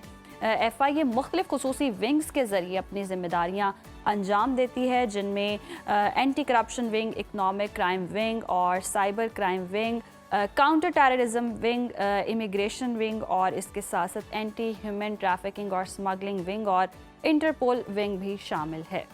एंटी करप्शन विंग पाकिस्तान का बुनियादी वफाकी इंसदाद बदउनवानी का इदारा है, जिसे वफाकी सरकारी इदारों, वजारतों, खुद मुख्तार इदारों और पब्लिक सेक्टर तंजीमों में बदउनवानी और इख्तियारात के नाजायज़ इस्तेमाल की तफ्तीश और पैरवी मुकदमा का इख्तियार हासिल है। ये विंग अपने बुनियादी कानूनी इख्तियारात इंसदाद बदउनवानी एक्ट 1947 से हासिल करता है और FIA का कदीम तरीन और बुनियादी विंग है। एंटी करप्शन विंग बदउनवानी की मुख्तलिफ इकसाम से निमटता है, जिनमें इख्तियारात का नाजायज़ इस्तेमाल, रिश्वत सतानी, सरकारी फंड्स में खुर्द-बुर्द, कमीशन और किकबैक्स और गैर कानूनी भर्तियाँ, खरीदारी और टेंडरिंग में बेसाबकियाँ और वफाकी सरकारी अहदेदारान से मुताल्लिक दीगर सफ़ेद पोश जराइम शामिल हैं। हमारे साथ मौजूद हैं director FIA anti corruption wing Syed Shahid Hasan साहब। बहुत शुक्रिया सर आपके वक्त का। शाहिद साहब, वेलकम टू सुनो पाकिस्तान। सर, सबसे पहले तो बताइएगा FIA का ये जो एंटी करप्शन विंग है असल में क्या करता है, कौन से ऐसे ख़ास कवानीन या इख्तियारात हैं जो आपको ये जिम्मेदारी देते हैं? जो सबसे पहली बात मैं कहना चाहता हूँ कि जो एंटी करप्शन विंग है जो FIA का, वो बेसिकली FIA का ओरिजिनल जो मैंडेट है, जो पहला मैंडेट एंटी करप्शन ही था पाकिस्तान में। ये पहली एंटी करप्शन एजेंसी थी सून आफ्टर इट्स इंसेप्शन इन 1974, यानी कि 73 में जो कॉन्स्टिट्यूशन पाकिस्तान का जो मौजूदा पास हुआ, तो उसके फ़ौरन बाद जो प्रायोरिटी पर लॉ बनाए गए, उसमें एक एंटी करप्शन के लिए ये फेडरल इन्वेस्टिगेशन एजेंसी भी तश्कील दी गई और इसमें बेसिकली जो वफाक से मुतालिक जितने भी जराइम की रोकथाम के लिए जो मामला थे वो इसको तफवीज़ किए गए। उसके बाद आहिस्ता आहिस्ता, क्योंकि वफाक में ये वाहिद इदारा था, तो इसका जो मैंडेट है वो आहिस्ता आहिस्ता एक्सपेंड होता रहा। यानी उसमें इमिग्रेशन जो सबसे इम्पोर्टेंट एडिशन हुई शुरू में, वो इमिग्रेशन के मामला थे। फिर एंटी ह्यूमन ट्रैफिकिंग के मामला, फिर हमें उसी से एसोसिएटेड उसको फिर देखना पड़ा। फिर इमिग्रेशन में जब इसकी डिजिटाइजेशन का फ़ैसला किया गया, और उसमें आपको शायद पता होगा कि उसमें ये पूरा जो निज़ाम है, एक IBMS integrated border management system है जी। उसमें हम तमाम ट्रैवलर्स का डाटा रखते हैं। तो वो भी एक बहुत बड़ा प्रोजेक्ट था और उसमें यानी वक्तन फ़वक्तन उसमें इम्प्रूवमेंट्स भी होती रहती हैं, उसके मुख्तलिफ फेजेस। इसके अलावा फिर जो काउंटर टेररिज्म विंग हमारा बना, जिसमें हम जो दहशत गर्दी से मुतालिक मामलात की जो मनी ट्रेल है उसको हम जो देखते हैं कि मनी ट्रेल उसकी कहाँ से आ रही है। तो ये भी एक आपको पता है कि बड़ा इम्पोर्टेंट काम था। तो फिर ये वाले जो कवानीन हैं ये आहिस्ता आहिस्ता शामिल होते गए। इसी तरह मुख्तलिफ विंग्स FIA के बनते गए। फिर एक और जो इम्पोर्टेंट बात है वो उसमें पाकिस्तान जो FIA है वो जो इंटरनेशनल पुलिस है, इंटरपोल का भी रिप्रेजेंटेटिव इदारा है। तो हमारी जो एकेडमी है वो भी उस इंटरपोल की ग्लोबल जो इंटरपोल है उसके ताबुन से, और उसका एक एसोसिएटेड इदारा है। तो पाकिस्तान अब जिसमें आप सुनते रहते होंगे कि ये जो रेड वारंट्स और ब्लैक वारंट्स और ऑरेंज वारंट्स, ये इस तरह के वो वारंट्स निकलते हैं और वो फिर। अच्छा शाहिद साहब, एक आम आदमी FIA को कैसे अप्रोच कर सकता है? अगर किसी को कोई शिकायत हो तो वो कहाँ जाए, तरीकाकार क्या है? शिकायत पर इंक्वायरी से लेकर इंसाफ मिलने तक का सफ़र कैसे तय होता है? अब तो क्योंकि टेक्नोलॉजी का दौर है, तो अब एक तो हमारी वेबसाइट है, गूगल पर आप जो भी आम हर आदमी के पास आजकल तकरीबन स्मार्टफोन है जी। तो गूगल पर सर्च करें तो FIA की वेबसाइट निकल आती है। और जब उसमें एक हेल्पलाइन भी है 1991 वो भी है, हेल्पलाइन से भी आप पता कर सकते हैं। तो इट्स ए कॉल अवे। और इसी तरह वेबसाइट पर अगर जो लोग थोड़े से पढ़े लिखे हैं वो वेबसाइट पर जाकर हमारे मुख्तलिफ ऑफिसेस और हमारे जो मुख्तलिफ विंग्स हैं उनकी उससे मुतालिक वो देख सकते हैं कि उनकी जो शिकायत है वो किस चीज़ से मुतालिक है। इसमें जो सबसे ज़रूरी बात मैं कहना चाहता हूँ कि हम FIA जो है वो जो प्राइवेट लेन देन के मामलात में मुदाखलत नहीं करती, ना हमारा वो मैंडेट है। सही। तो लोग समझते हैं कि हम कोई कारोबारी मामलात में भी हम बीच में यानी इंटरवीन कर सकते हैं, जबकि ऐसी बात नहीं है। हमारा एक वो इदारा है जो बेसिकली जो वफाकी जो फेडरल गवर्नमेंट का जो ट्रेजरी है उसको प्रोटेक्ट करना हमारा मैंडेट है कि अगर कोई ऐसा फ्रॉड हो रहा है कि जिसका ताल्लुक या तो वफाक के ख़जाने को नुकसान पहुंचाना हो या फिर ऐसा जुर्म जो जिसका ताल्लुक वफाकी सरकारी मुलाजमीन से हो कि वो अपने इख्तियारात का नाजायज़ इस्तेमाल कर रहे हैं या रिश्वत तलब कर रहे हैं, इस तरह के जो मामलात हैं उससे हम बेसिकली डील करते हैं एंटी करप्शन विंग में।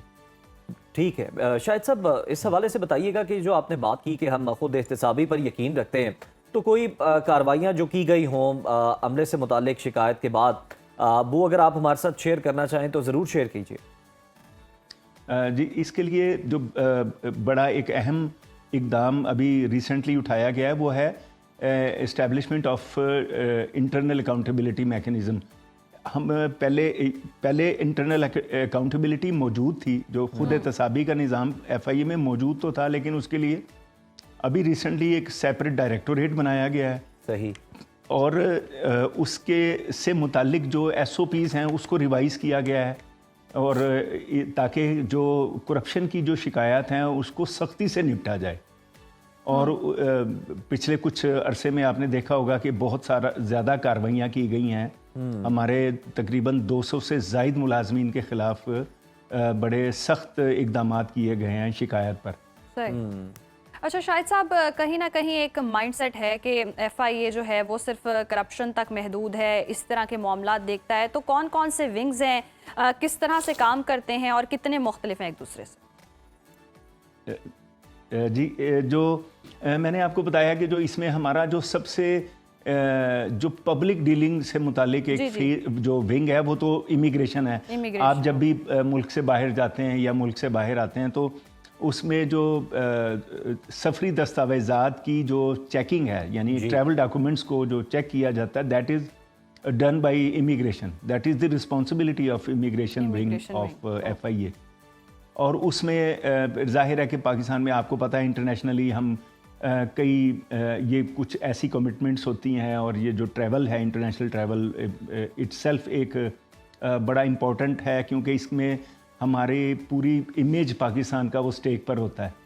तो क्योंकि कुछ लोग ऐसे भी होते हैं जो वहाँ पर जाकर बैरून मुल्क जाकर वो गैर इखलाकी और गैर कानूनी सरगर्मियों में मुलविस हो जाते हैं, जिसकी वजह से FIA को कुछ ऐसे इक़दाम भी उठाने पड़ते हैं कि जिसकी वजह से आम पब्लिक में शोर मचता है या उसमें शिकायत का एक आता है। शाहिद साहब, बिल्कुल अभी हाल ही में इस तरह के बहुत सारे केसेस सामने आए हैं और लोग शिकायत भी कर रहे थे कि आपके पास भी कोई रिटर्न शिकायत आई है और उनको एनालाइज किया गया, देखा गया कि इनमें से कितनी जेन्युइन थी और कितनी नॉन जेन्युइन थी। जी, इसमें जो शिकायत तो आती हैं जी, और उस पर कार्रवाई भी होती है, और उस एक पूरा एक सिस्टम है FIA में शिकायत की जो वैलिडिटी है या उसकी वेरासिटी को चेक करने के लिए। यानी कि शिकायत तो लोग करते हैं, आपको पता है कि हमारे यहाँ पाकिस्तान वो ऐसे चंद ऐसे मुल्कों में है कि जहाँ पर लोग एक दूसरे के ख़िलाफ़ झूठी शिकायत भी बहुत करते हैं। तो उसकी वेरासिटी को चेक करने के लिए हमारा एक पूरा SOP मौजूद है। हम सबसे पहले तो ये देखते हैं कि क्या आया कि वो कोई एनोनिमस कंप्लेंट तो नहीं है, क्योंकि जो शख्स अपने शिकायत करने के बाद अपनी आइडेंटिटी नॉर्मली छुपाता है, जब अगर वो किसी ख़ास शख्स के ख़िलाफ़ शिकायत करे और वो अपनी आइडेंटिटी छुपाए, तो इसका मतलब है कि वो मॉरली वो उसको इस काबिल नहीं समझता है कि उसको हम वो कर सकें। तो उसके लिए हमारे SOPs मौजूद हैं, जिसकी वजह से हम उसको किल भी करते हैं। लेकिन अगर वो उसमें कोई स्पेसिफिक इंसिडेंट हो और जो वेरीफाइएबल हो, उस पर हम शिकायत इंक्वायरी भी करते हैं। सही। तो ये पूरा एक SOP है। सही।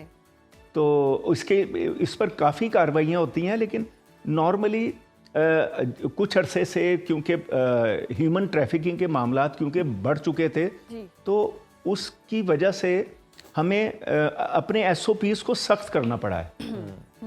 तो जिसकी वजह से शिकायत का शायद जो एक परसेप्शन सी है वो बड़ी है। Okay okay. अच्छा शाहिद साहब, दुनिया बदल रही है और जराइम भी डिजिटल हो गए हैं।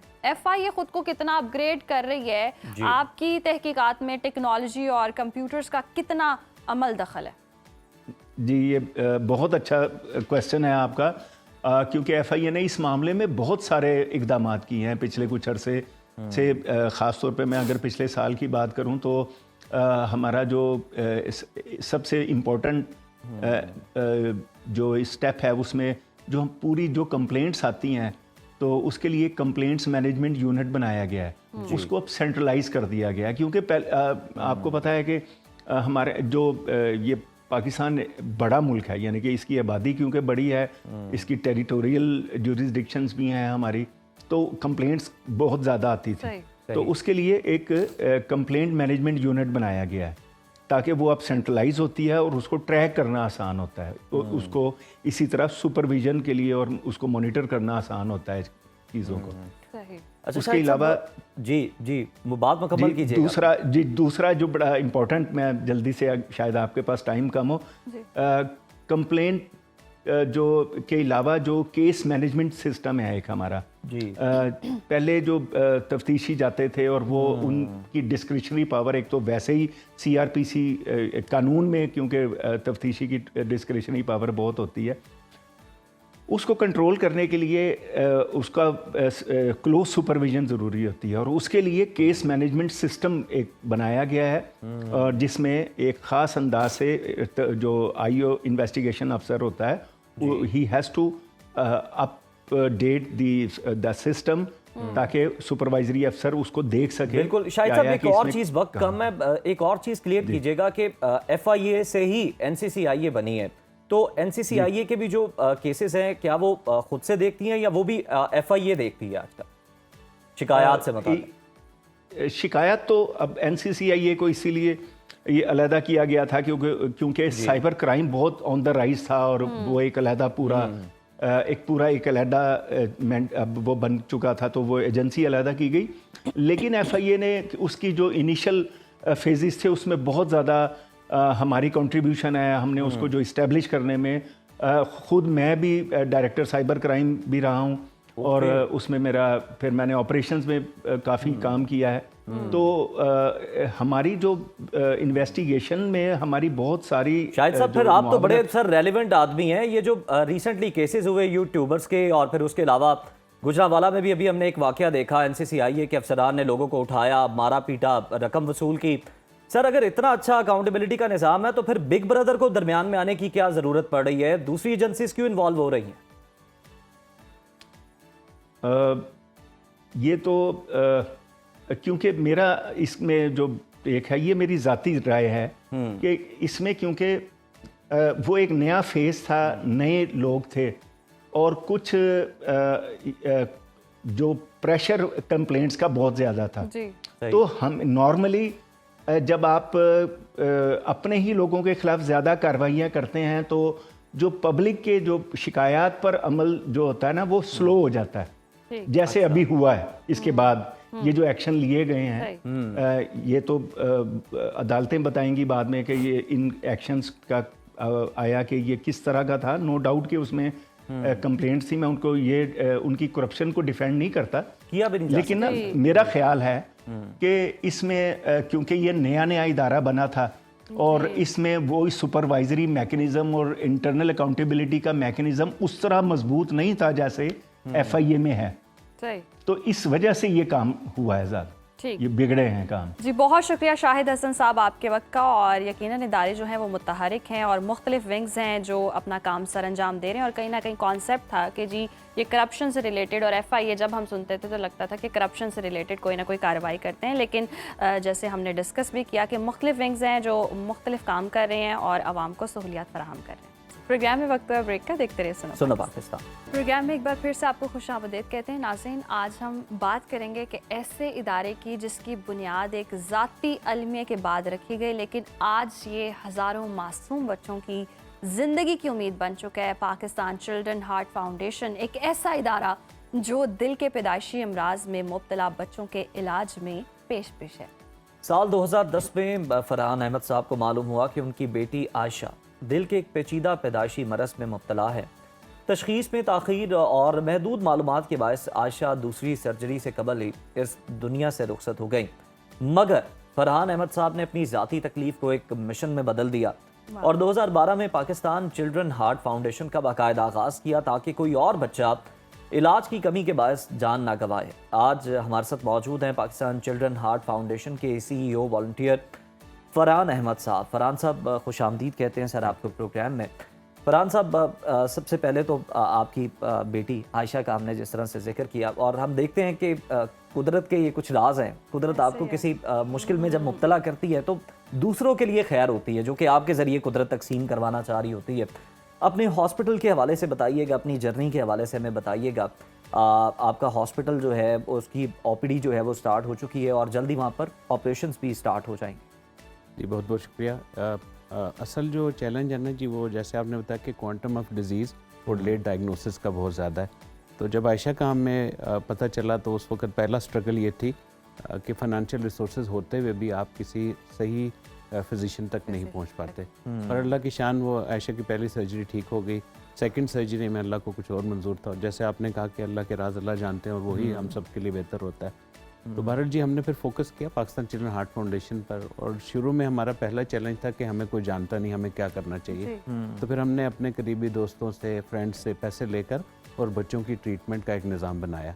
तो आज अल्हम्दुलिल्लाह हमारे इदारे में ज़कात का अलग अकाउंट है, डोनेशन का अलग अकाउंट है, हॉस्पिटल कंस्ट्रक्शन का अलग अकाउंट है। अभी तक अल्लाह के फजल से 5600 से ज़्यादा बच्चों की हार्ट की सर्जरी को पाकिस्तान चिल्ड्रन हार्ट फाउंडेशन ने पूरे पाकिस्तान से स्पॉन्सर किया है। अच्छा फरहान साहब, अब ये OPD का आगाज़ हो चुका है और कब तक कंप्लीट हो जाएगा? जी अल्हम्दुलिल्लाह हमें जी यूनिवर्सिटी ऑफ लाहौर ने ना लैंड डोनेट कर दी थी 2021 में। तो उस वक्त से हमारा जो है कंस्ट्रक्शन शुरू हो गई है। अभी तक इस हॉस्पिटल में जो आप अभी स्क्रीन पर देख भी पाएंगे जी तकरीबन कोई 1 अरब और 40 करोड़ रुपया लग चुका है और इसकी टोटल 7 फ्लोर हैं, जिसमें से 1 फ्लोर ग्राउंड हमने उसको फंक्शनल कर दिया है, जिसमें अभी फ्री बच्चों की आउट पेशेंट यानी OPD एज ऑफ टुडे हो रही है। इसका मतलब है कि आज की अगर आप किसी प्राइवेट फैसिलिटी में जाएं खुदा न खास्ता तो तकरीबन कोई 5 से 7 हज़ार का ख़र्चा आता है OPD के लिए, यानी कि आपको फिजिशियन की फ़ीस देना पड़ती है और एकोकार्डियोग्राम के पैसे देने पड़ते हैं। वो अल्हम्दुलिल्लाह जी अप्रैल 2025 से हमारा इदारा फ्री ऑफ कॉस्ट कर रहा है। इस साल में इंशाल्लाह हमारा हदफ है कि हम एक ऑपरेशन थिएटर और एक कैथ लैब के साथ इन पेशेंट को शुरू कर लें, जिसके लिए तकरीबन 1 अरब की फंडिंग रिक्वायर्ड है। अल्हम्दुलिल्लाह वो भी अल्लाह ने चाहा तो पूरी हो जाएगी इंशाल्लाह। फरहान साहब ये बताइएगा कि आपके पास तो ऑब्वियसली नंबर्स भी होते हैं, कितने बच्चे हैं जो कि इस बीमारी से लड़ रहे हैं इस वक्त? जी तो मुहतात अंदाजे के मुताबिक ना दुनिया में हर 100 में से एक बच्चा जो पैदा होता है उसको पैदाइशी दिल का आर्जा होता है। पाकिस्तान में या जो लो इनकम कंट्रीज़ हैं उसमें ये शरह ज़्यादा होती है, लेकिन अगर हम 1 आउट ऑफ 100 का ही इंसिडेंट ले लें तो हम बात करें तकरीबन 60,000 बच्चे सालाना इस मर्ज़ के साथ पैदा होते हैं। इन बच्चों को जो नौमौलूद हैं उनको first year of their birth 1/3 को आइदर सर्जरी की ज़रूरत होती है या इंटरवेंशन की ज़रूरत होती है। तो जो इम्पॉर्टेंट नुकता है वो ये है कि हमें कम से कम 20,000 न्यू बॉर्न की कैपेसिटी हमारे मुल्क में होगी तो फिर वो न्यू बॉर्न सर्वाइव कर सकेंगे। बैकलॉग की इस वक्त पोजीशन देखें तो आप खुद देख सकते हैं कि सालाना अगर 60,000 बच्चे पैदा हो रहे हैं और हमारे मुल्क में पूरे मुल्क में कैपेसिटी ही अगर 15 से 20 बच्चों के हार्ट के सर्जन हैं, 60 से 70 कार्डियोलॉजिस्ट हैं, तो बैकलॉग भी बहुत ज़्यादा है। तो बहुत ज़रूरी है कि बहुत ज़्यादा और इंस्टीट्यूशन भी इस चीज़ को इम्पोर्टेंट समझें और इस पर हम सब लोग कलेक्टिवली काम करें। जी अच्छा फरहान साहब, एक ओपन हार्ट सर्जरी में टोटल कितना खर्चा आता है? जी इस वक्त जो एवरेज कॉस्ट है ओपन हार्ट सर्जरी की बच्चे की वो तकरीबन 8.5 लाख से लेकर कोई 10.5 लाख के करीब इसका खर्चा आता है जी। और मेजॉरिटी हमारे माशाल्लाह ज़कात के डोनर हैं, जो ज़कात की जो स्पेंडिंग है वो ज़कात एलिजिबल पेशेंट पर लग जाती है। ऐसे बच्चे जिनको ज़कात नहीं लगती उनके लिए अलग से फ़ंड मौजूद है। लेकिन जो हम तक पहुँच जाते हैं अल्हम्दुलिल्लाह हम उसको लाजमी ट्रीट करवाते हैं जी। तो फरहान साहब आपका फ्यूचर में टारगेट क्या है? जब आपकी ये हॉस्पिटल की बिल्डिंग मुकम्मल तौर पर फ़ाल हो जाएगी, ऑपरेशन थिएटर्स तो कितने बच्चे हैं जिनको आपने रजिस्टर कर रखा है जिनका फौरी तौर पर इलाज होगा? जी, तो बेसिकली जी ये जो बच्चों का दिल का हॉस्पिटल, ये पहला बच्चों का specialised paediatric cardiac hospital Pakistan में बनेगा। और जब ये बन जाएगा इंशाल्लाह, जब पूरा कंप्लीट हो जाएगा, जो कि 75 बेड का है, तो हम साल के इंशाल्लाह 2000 प्रोसीजर कर पाएंगे। एज़ ऑफ टुडे हमारा जो क्यू है वो अल्हम्दुलिल्लाह आती है और साथ ही ऑपरेट होते जाते हैं, क्योंकि हम लोग अपने मुख्तलिफ पार्टनर्स हॉस्पिटल के थ्रू बच्चों का आज भी सर्जरीज करवा रहे हैं। जिस तरह पेशावर में 2 हॉस्पिटल हैं, इस्लामाबाद में 1 हॉस्पिटल है, लाहौर में 3 हॉस्पिटल हैं। हमारी कोशिश होती है कि जो नॉर्मल दिल के सुराख वाले मामले हैं उनको उसी शहर में ट्रीट करवा दिए जाए। यानी कि इट मेक नो सेंस कि बेचारा एक बच्चा पेशावर से ट्रैवल करके वो लाहौर आए सिर्फ बच्चे का हार्ट का दिल का सुराख बंद करने के लिए। यानी कि फरहान साहब पूरे पाकिस्तान में कहीं ना कहीं ये सहूलत मौजूद है आवाम के जी, लिए। अगर हम तक पहुंच जाएं तो इंशाल्लाह हम उनका इलाज तो ये करेंगे। जो वालिदैन है, जो किसी बच्चे का अगर ये इशू आ जाता है, पे नहीं कर पाते, तो उनसे फिर आप कैसे जी, तो हमारा ना जी जितने भी कार्डियोलॉजिस्ट हैं ना, बच्चों के पीडियाट्रिक कार्डियोलॉजिस्ट, उन तक हमारी रसाई है। उनको ऑलरेडी हम बता चुके हैं, क्योंकि ऐसा बच्चा जिसका वालिदैन के पास पैसे ना हो और उनको जल्दी ट्रीटमेंट की ज़रूरत है, तो वो हम तक रब्ता कर लेते हैं। जी अच्छा, मिसबाउल हक साहब भी आपके साथ हैं और हम देख भी रहे हैं पीछे जो फुटेजेस चल रही हैं कि वो भी आपके शाना बशाना आप काम कर रहे हैं। तो क्या अंदाज़ा है कि आपका ये जो हॉस्पिटल है ये कब तक मुकम्मल हो जाएगा और कितने जो यहाँ पर ऑपरेशंस हैं वो किए जा सकेंगे? जी, तो मिसबा भाई का जी अल्हम्दुलिल्लाह 2016 में रिटायरमेंट के बाद मैंने ऐसे ही एक ग्रुप ऑफ फ्रेंड्स में मैं प्रोजेक्ट प्रेजेंट कर रहा था, तो मिसबा भाई के दोस्त वहाँ पर मौजूद थे। तो उन्होंने कहा मिसबा भाई रिटायर हो रहे हैं, आप अपना प्रोजेक्ट उनको प्रेजेंट करें। 2016-17 में मेरी उनसे मुलाकात हुई, फिर माशाल्लाह मिसबा भाई ने इस पूरे प्रोजेक्ट को समझा। तो अब वो इस वक्त हमारे एक बोर्ड मेंबर हैं। तो ये चैरिटी में वो इक्वली जिस तरह मैं वॉलंटियर काम करता हूँ वो वॉलंटियर काम करते हैं। अल्हम्दुलिल्लाह मिसबा भाई के आने के बाद से जो हॉस्पिटल का कंस्ट्रक्शन का प्रोजेक्ट है वो काफ़ी हद तक उसमें हमें अवेयरनेस भी मिली और फंड रेजिंग का भी फ़ायदा हुआ, क्योंकि ज़्यादातर मुल्क से बाहर लोग जो हैं वो माशाल्लाह हमारे क्रिकेटर्स को बहुत ज़्यादा यानी कि वो चाहते हैं उनसे मुलाकात हो जाए।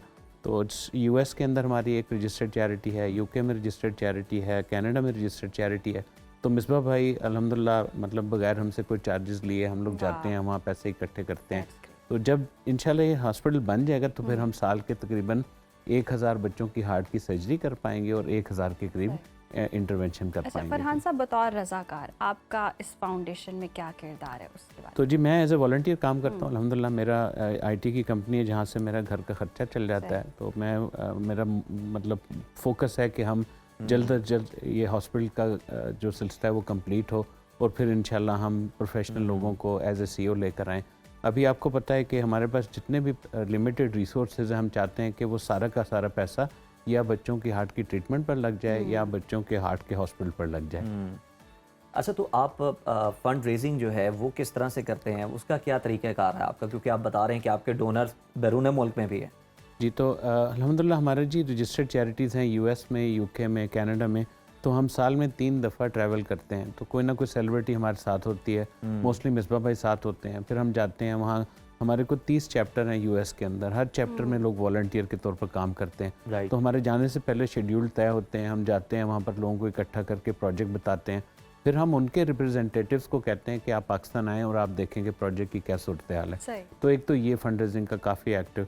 फिर हमारा सोशल मीडिया अल्हम्दुलिल्लाह काफ़ी एक्टिव है। कोशिश करते हैं कि लोगों को थ्रू आउट द ईयर ये मैसेज पहुँचाते रहें। फिर एक बड़ी इंटरेस्टिंग बात है कि जिन बच्चों के इलाज हो चुके हैं ना, उनके वालिदैन भले उनके पास नहीं भी होते ना, लेकिन वो फिर जब उनका बच्चा ठीक होकर घर चला जाता है तो वो भी अपनी डोनेशन में से कुछ ना कुछ अमाउंट या अपने सर्कल में जो लोग हैं उनको इनकरेज करते हैं कि भाई मेरे बच्चा ठीक हो गया तो इस तरह के बच्चे और भी ठीक हो जाएं। अच्छा फरहान साहब, ये भी कंफर्म कर दें कि क्या आपके इदारे को ज़कात दी जा सकती है? जी अल्हम्दुलिल्लाह हमारा शरिया बोर्ड है जी, और आप हमारी वेबसाइट पर देखें तो शरिया का एक कंप्लाइंस का सर्टिफिकेट है। हमारा इदारा शुरू दिन से ना, एक तो ज़कात हम इकट्ठी करते हैं, अलग अकाउंट में जाते हैं, हम कैश नहीं रिसीव करते किसी तरह के भी डोनेशन। हम कहते हैं डायरेक्ट आप हमारे बैंक अकाउंट में जमा कराएं। तो ज़कात का बैंक अकाउंट अलग है, और ऑफ कोर्स जितने भी ज़कात रिलेटेड प्रोसीजर हैं वो ज़कात एलिजिबल यानी कि कंप्लाइंस के मुताबिक स्पेंडिंग होती है जी। ठीक। अच्छा फरहान साहब, इस साल के वो अगर हम देख लें और अगले साल के हवाले से आपके कौन से बड़े टारगेट्स हैं जो आप अचीव करना चाहते हैं? जी, तो बच्चों के हार्ट के प्रोसीजर के हवाले से अल्हम्दुलिल्लाह पिछले साल जो 2025 में 1000 बच्चों को अल्लाह के फजल से हमारी फाउंडेशन ने मिलकर ऑपरेट करवाया। अगले साल हमारा यही टारगेट होगा कि ज़्यादा से ज़्यादा बच्चों के हार्ट के इलाज भी हो सकें। अस्पताल की जो कंस्ट्रक्शन या ऑपरेशन के हवाले से है, तो हम एक कैथ लैब और एक ऑपरेशन थिएटर और 10 बेड ICU के साथ इंशाल्लाह 2025 में इन पेशेंट खोलना चाहते हैं। ठीक सही। अच्छा फरहान साहब, जो बैरून मुल्क मुकीम लोग हैं वो किस तरह से एहतियात दे सकते हैं, क्या ऑप्शन है और तरीका कार क्या है? जी, जैसे US, UK, कनाडा में तो चूँकि रजिस्टर्ड चैरिटीज़ हैं, तो वो जैसे ही ऑनलाइन अपने पैसे देंगे तो उनको उसकी टैक्स की एग्जम्पशन भी मिल जाती है। पाकिस्तान में भी हमारा इदारा टैक्स एग्जम्प्टेड है। अगर आपकी 100 रुपये इनकम है, 10 रुपये आपने हमें डोनेट किए तो 90 के ऊपर टैक्स होगा और 10 रुपीज़ जो है वो फाउंडेशन के नॉन टैक्सेबल अमाउंट में कंसिडर होंगे। जो बाहर के बाकी ममालिक हैं वो हमारी वेबसाइट पर जा सकते हैं, जिस तरह सऊदीया हो गया, UAE हो गया, माशाल्लाह वहाँ भी बहुत पाकिस्तानी हैं। बाकी पूरे ममालिक में माशाल्लाह बहुत पाकिस्तानी हैं, तो हमारी वेबसाइट पर जाकर वो directly debit card, credit card या ऑनलाइन हमारे अकाउंट में पैसे ट्रांसफ़र कर सकते हैं। जी बिल्कुल ठीक है। फरहान साहब, आगे रमज़ानुल मुबारक भी है, तो क्या आप देखते हैं कि किस तरह से आप आवाम को अपील करना चाहेंगे कि वो आपके हॉस्पिटल के लिए डोनेट करें, और आप भी क्या कोई चैरिटी प्रोग्राम्स भी रखते हैं रमज़ान में ख़ास तौर पर? जी, हमारा ना जी असल में सारे फंड्स लगते हैं या तो हॉस्पिटल कंस्ट्रक्शन में या हमारे लगता है बच्चों की हार्ट की ट्रीटमेंट में। तो हमारे पास लिमिटेड फंड्स होते हैं, तो बहुत ज़्यादा मार्केटिंग की ज़्यादा एक्टिविटीज़ नहीं करते। लेकिन ये ज़रूर है, मैं ये अपील करना चाहता हूँ आपके इदारे के तवस्सुत से कि आपकी जो भी ज़कात होगी वो पेशेंट ट्रीटमेंट पर लगेगी, और आप ज़्यादा से ज़्यादा ज़कात दीजिए ताकि ज़कात के मुस्तहिक बच्चों का इलाज जल्द अज जल्द हो सके। ये बीमारी इतनी अजीब है कि अगर टाइम पर डायग्नोस हो जाए और टाइम पर बच्चे की हार्ट की ट्रीटमेंट हो जाए तो मोस्ट केसेस में फॉर लाइफ बच्चा ठीक हो जाता है, यानी ये बीमारी दोबारा नहीं आती खुदा न खास्ता। तो आपकी जो ज़कात है ना वो ना सिर्फ उस बच्चे की ट्रीटमेंट पर लग रही है बल्कि उसके फ्यूचर पर लग रही है। और एक आखिरी बात मैं चाहूँगा, ज़रूर आपके इदारे की तवज्जो से रिक्वेस्ट करूँ कि माँ बाप के लिए बहुत बड़ी स्ट्रगल है। देखें, एक बच्चा जो बेचारा जिसने सुबह स्कूल जाना था और जब वो बाप के साथ साइकिल पर या बाइक पर निकलता है और उसकी एकदम तबीयत ख़राब होती है, तो वो वापस आकर instead of going to the school वो जाता है हॉस्पिटल। वहाँ एक हफ़्ता बच्चा स्ट्रगल करता है, और यही अगर ट्रीटमेंट हो जाए तो वो एक नॉर्मल ज़िंदगी गुजार सकता है। जी, बहुत खूबसूरत काम कर रही है ये फाउंडेशन, और आपका जो मकसद है वो भी काबिले तारीफ़ है, सराहा जाने वाला है। बहुत शुक्रिया फरहान साहब आपके वक्त का, और जितने भी साहिब इस्तात लोग हैं वो बढ़ चढ़ कर इस काम में आगे आएँ। और रमज़ान का महीना है और जैसे कि कहा भी जा रहा है कि इतनी तो मार्केटिंग वो करते ही नहीं है, सारा जो भी फ़ंड रेजिंग होती है वो कंस्ट्रक्शन के कामों में या फिर ट्रीटमेंट्स में चली जाती है। तो ये बहुत ही ज़बरदस्त काम है, फलाही काम है, ट्रांसपेरेंट सिस्टम है सारा। उनकी वेबसाइट्स मौजूद हैं, बैंक अकाउंट्स मौजूद हैं, आप डायरेक्टली वहाँ पर जाकर डोनेट कर सकते हैं। और ये इलाज बहुत महंगा है, तो आप छोटे से एक बच्चे की अगर ज़िंदगी बचा रहे हैं तो सारी ज़िंदगी के लिए जनाब वो सेहतयाब हो रहा है। और अगर उसको बर वक्त इलाज नहीं मिलता तो आप इमेजिन कीजिए कि वो इस दुनिया से भी जा सकता है। तो ज़रूर जनाब दिल खोल कर एहतियात दें और इस नेक कॉज के अंदर अपना हिस्सा ज़रूर डालिए। ब्रेक शामिल करते हैं प्रोग्राम में, देखते रहिए सुनो पाकिस्तान। वेलकम बैक नाज़रीन। आज की रात बहुत ख़ास होगी, 15 शबान या शब बारात जिसे निजात की रात भी कहते हैं। आज की रात सजदों में गिरकर अपनी तकदीर बदलने का एक मौका होगी। आतिशबाजी और हालिया बरसों में सोशल मीडिया पर इस रात से मंसूब मन घड़त किस्सों ने एक ऐसा अभाम पैदा कर दिया कि आम इंसान उलझ कर रह गया कि असल दीन क्या है और महज रिवाज क्या है। और इसी उलझन को सुलझाने की ज़रूरत इसलिए भी है क्योंकि ये रात सिर्फ जागने की नहीं बल्कि सोई हुई किस्मत को बेदार करने की है। आज इस खुसूसी सेगमेंट में हम ये जानने की कोशिश करेंगे कि क्यों इस रात को इबादत के बाद भी हमारी जिंदगियां नहीं बदलती। हमारे साथ मौजूद है मुमताज़ मजहबी स्कॉलर मुफ्ती बहराम शाहिद साहब। मुफ्ती साहब, आपको खुश आमदीद कहते हैं प्रोग्राम में। मुफ्ती साहब, हमने तो ये सुना है कि शब बारात मग़फ़िरत की रात है, लेकिन क्या ये मग़फ़िरत महज एक रात के जागने से मशरूत है? क्या वो शख्स जो सारी रात इबादत करे मगर उसके मामलात ज़िंदगी दुरुस्त ना हो, वो इस बख्शिश का हकदार ठहरेगा? बिस्मिल्लाहिर्रहमानिर्रहीम नहमदुहु व नुसल्ली व नुसल्लिमु अला रसूलिहिल करीम। बहुत खूबसूरत आपने जो जुमला एक बोला, उसी से मैं बात यानी कि क्यों मुझे मिल रहा है वो ये है कि जागने की रात नहीं है, ये जागे रहने की रात है। सोए हुए को जगाना बड़ा आसान है, जागते हुए को जगाए रखना बड़ा मुश्किल काम है। तो ये रात सिर्फ जागने की रात नहीं है, ये जाग जाने की रात है। और इंसान समझता ये है, इबादत का लफ्ज़ अगर जहाँ पर भी इस्तेमाल किया जाए वो समझता है नमाज़ पढ़ ली तो इबादत हो गई, रोज़ा रख लिया तो इबादत हो गई। हालांकि ये तो फ़राइज़ हैं, ड्यूटीज़ हैं, ये करने ही करने। इबादत का जो सच्चा ताल्लुक़ है वो इंसान के शब व रोज़ के मामूलात से है। क्या बात। जिस तरह हमारी करेंसी पे लिखा होता है हुसूल रिज़्क़ हलाल ऐन इबादत है, तो इबादत का माना जो है बहुत वसी है। और इंसान की तख्लीक का एक मकसद कुरान बयान करता है, अल्लाह ने आज़माना है। इंसान को मौत भी आजमाइश के लिए दी, ज़िंदगी भी आजमाइश के लिए दी। और इसी तरह इंसान की ज़िंदगी अल्लाह ने अपनी बंदगी के लिए पैदा की। और बंदगी का मकसद फ़कत सजदा करना नहीं है, बंदगी का मकसद फ़कत भूखा प्यासा रहना नहीं है। बंदगी का मकसद आप यूँ समझ लें कि जिस तरह कहा जाता है करो मेहरबानी तो महले ज़मीं पर, खुदा मेहरबान होगा अर्शे बरी पे। आज की रात बहुत ख़ास, इसे कुरान ने लैला मुबारका कहा है। जिस तरह आप कह रहे हैं कि आप सोशल मीडिया पे काफ़ी सारी पोस्टें गर्दिश करती हैं, वो अजीब किस्म के मामलात हैं, अजीब किस्म की बातें हैं, गलत पोस्टें हैं। कोई कहता है जी रात है ही कहीं नहीं, ये कहीं नहीं है, हमें कहीं नहीं मिली। कुरान पढ़ के देखना पड़ेगा, कुरान में हर चीज़ मौजूद है। नबी पाक सल्लल्लाहु अलैहि वसल्लम के फ़रामीन मौजूद हैं। कुरान ने इस रात को लैला मुबारका कहा है। और इस रात की खुसूसियत ये है कि इस रात को भी नुज़ूल कुरान की रात कहा जाता है। वो कैसे? क्योंकि लोगों में तो यही मशहूर है कि शब कदर जो है कुरान का नुज़ूल हुआ। तो कुरान नाजिल होने के स्टेजेस मुख्तलिफ हैं। पहली मरतबा नाजिल हुआ तो लोहे महफूज से पहले आसमान पे, फिर पहले आसमान से नाजिल होना शुरू हुआ जो 23 साल तक नाजिल होता रहा। तो लैला मुबारका शब बारात को कुरान पहले आसमान पे नाजिल होता है लोहे महफूज से। और कुरान इसको बयान करता है कि हमने कुरान को लैला मुबारका बरकत वाली रात में नाजिल किया। और ये रात बरकत वाली सिर्फ इस उम्मत में नहीं, ये शुरू से ही चली आ रही है। मौला अली शेर खुदा हैदर कर्रार कररहमल्लाहु ताला वजहुल करीम कहते हैं कि हज़रत सैयदना दाऊद अलैहिस्सलाम भी इस रात के बारे फरमाया करते थे कि ये रात बड़ी रहमत वाली है, बड़ी बरकत वाली है। और इस रात रब की रहमत बंदे के बहुत करीब होती है। इंसान सारा साल या सारी ज़िंदगी रब से कहते हैं अल्लाह मुझे ये दे दे, और इस रात रब की रहमत अल्लाह खुद कह रहा है कोई मांगने वाला मैं उसे अता करूं, है कोई रिस्क लेने वाला मैं उसे रिस्क दूं।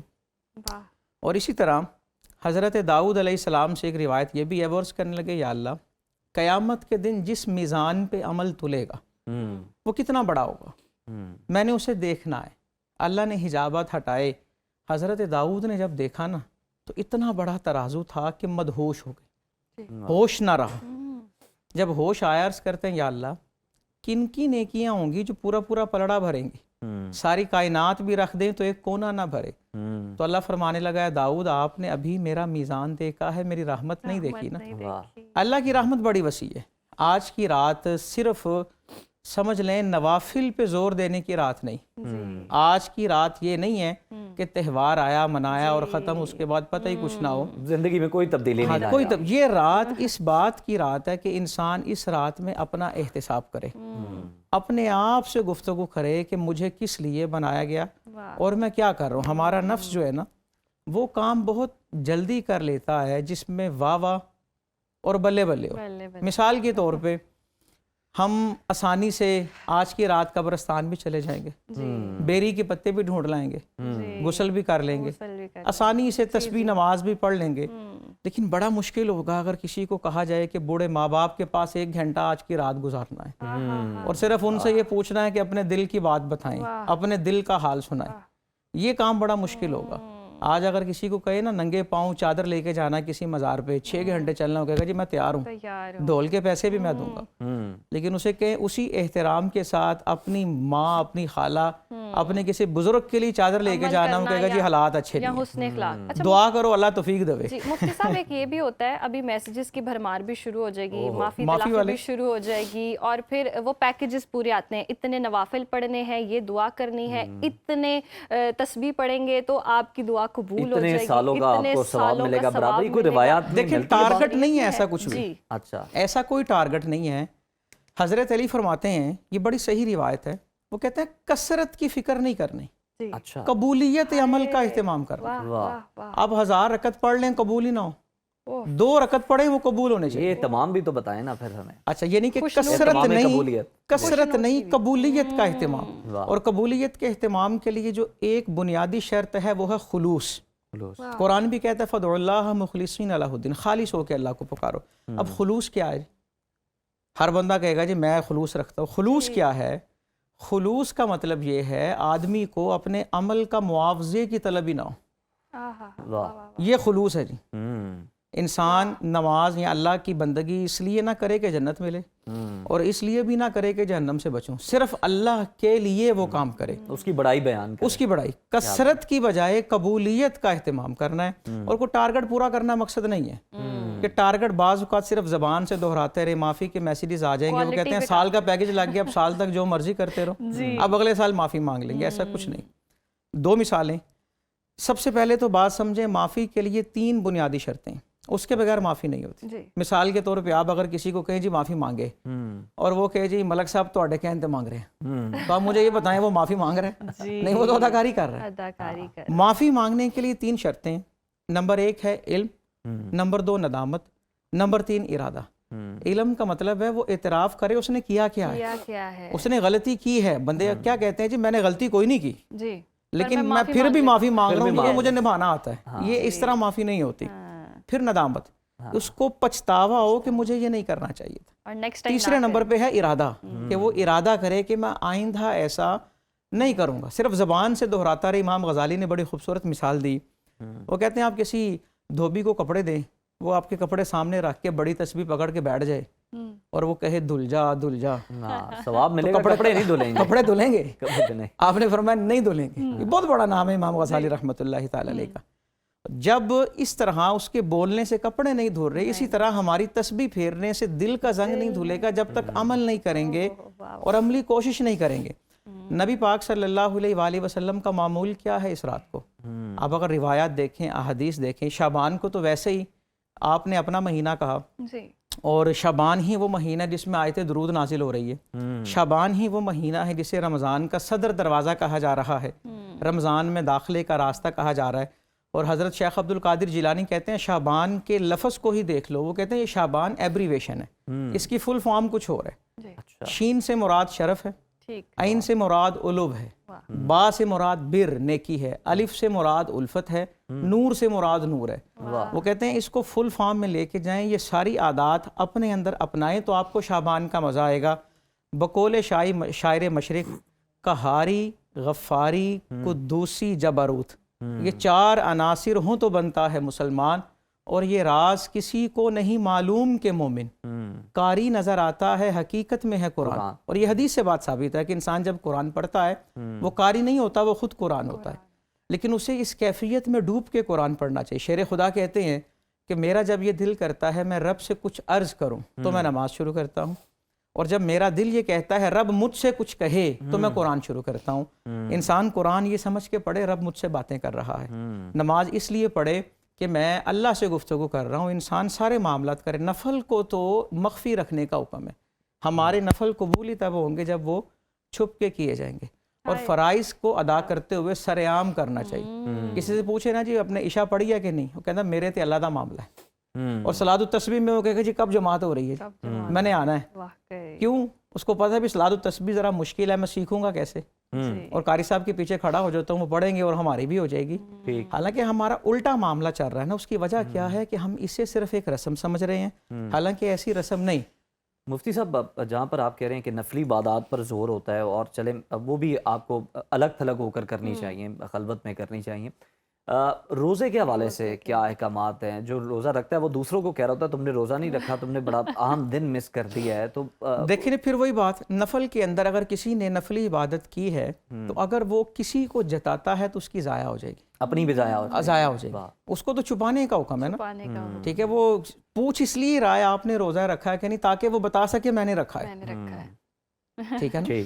और रमज़ान में ये कैफियत मीनिंग तो यही है, मीनिंग तो यही है। नबी पाक सल्लल्लाहु अलैहि वसल्लम से जब इस दिन के रोज़े का पूछा गया और शाबान के रोज़ों का पूछा गया तो आप फरमाने लगे ये वो महीना है इसमें बंदे के अमाल अल्लाह के हुजूर जाते हैं, और मेरी ख्वाहिश ये है कि जब मेरा अमल अल्लाह की बारगाह में पेश किया जाए तो मैंने रोज़ा रखा हो। और नफल रोज़े को किस हद तक छुपाने का हुक्म है कि जब दावत के लिए कुछ पेश किया गया, हुजूर अलैहिस्सलातु वस्सलाम ने उसे तनावुल किया और आपने उस रोज़े की कज़ा की। ये नहीं कहा कि मेरा रोज़ा है, और उन दावत को कबूल किया। वो बड़े खुलूस से लाए गए थे ना, तो इसलिए नफल को छुपाया जाएगा। और फिर अल्लाह रब्बुल इज़्ज़त, क्योंकि अल्लाह के लिए काम किया तो अजर किससे लेना है जी? अल्लाह से। और उसकी जज़ा किसने देनी है? यकीनन अल्लाह ने देनी है। इंसान शब बारात के जितने एहतमाम करे, मगरिब से शुरू होगी, नमाज मगरिब अदा करे, सलातुल अव्वबीन के 6 रकते अदा करे, इशा पढ़े, वितर पढ़े, सलातुत तस्बीह पढ़े, सोएगा तो तहज्जुद पढ़े, फिर फजर की नमाज पढ़े, सहरी करनी है तो कर ले। अगर नहीं रोज़ा रखना तो इसमें कोई गुनाह नहीं है। कुछ लोग ज़बरदस्ती अपने आप को रोज़ा रखवाते हैं, तो अपने आप के साथ ज़बरदस्ती करना भी इस तरह से जायज़ नहीं है। अगर तौफीक है तो रख लो। टोक रही हूँ, बाज़ लोग ना अपना कोई मकसद होता है, उसको पूरा करने के लिए रोज़ा रख लेते हैं। मन्नत, यस, ठीक है ना। और किसी को पाने के लिए आंसू बहा रहे हैं, रातें गुजार रहे हैं, रातें जाग रहे हैं। और इंसान सिर्फ एक बात ये सोच ले, हज़रत बिशर हाफी रहमतुल्लाहि ताला अलैह ने एक शख्स को ये बात कही थी कि वो इंसान जो बुखार बर्दाश्त नहीं कर सकता, उसके लिए तुमने इतनी तकलीफ़ें बर्दाश्त की हैं, अगर अल्लाह के लिए करते तो तुम्हारा क्या मकाम होता। तो इंसान को मजाज को छोड़ के हकीकत की तरफ आना चाहिए। वो अल्लाह को पाएगा तो उसे उसकी सारी मुरादें जो हैं वो मिल जाएंगी।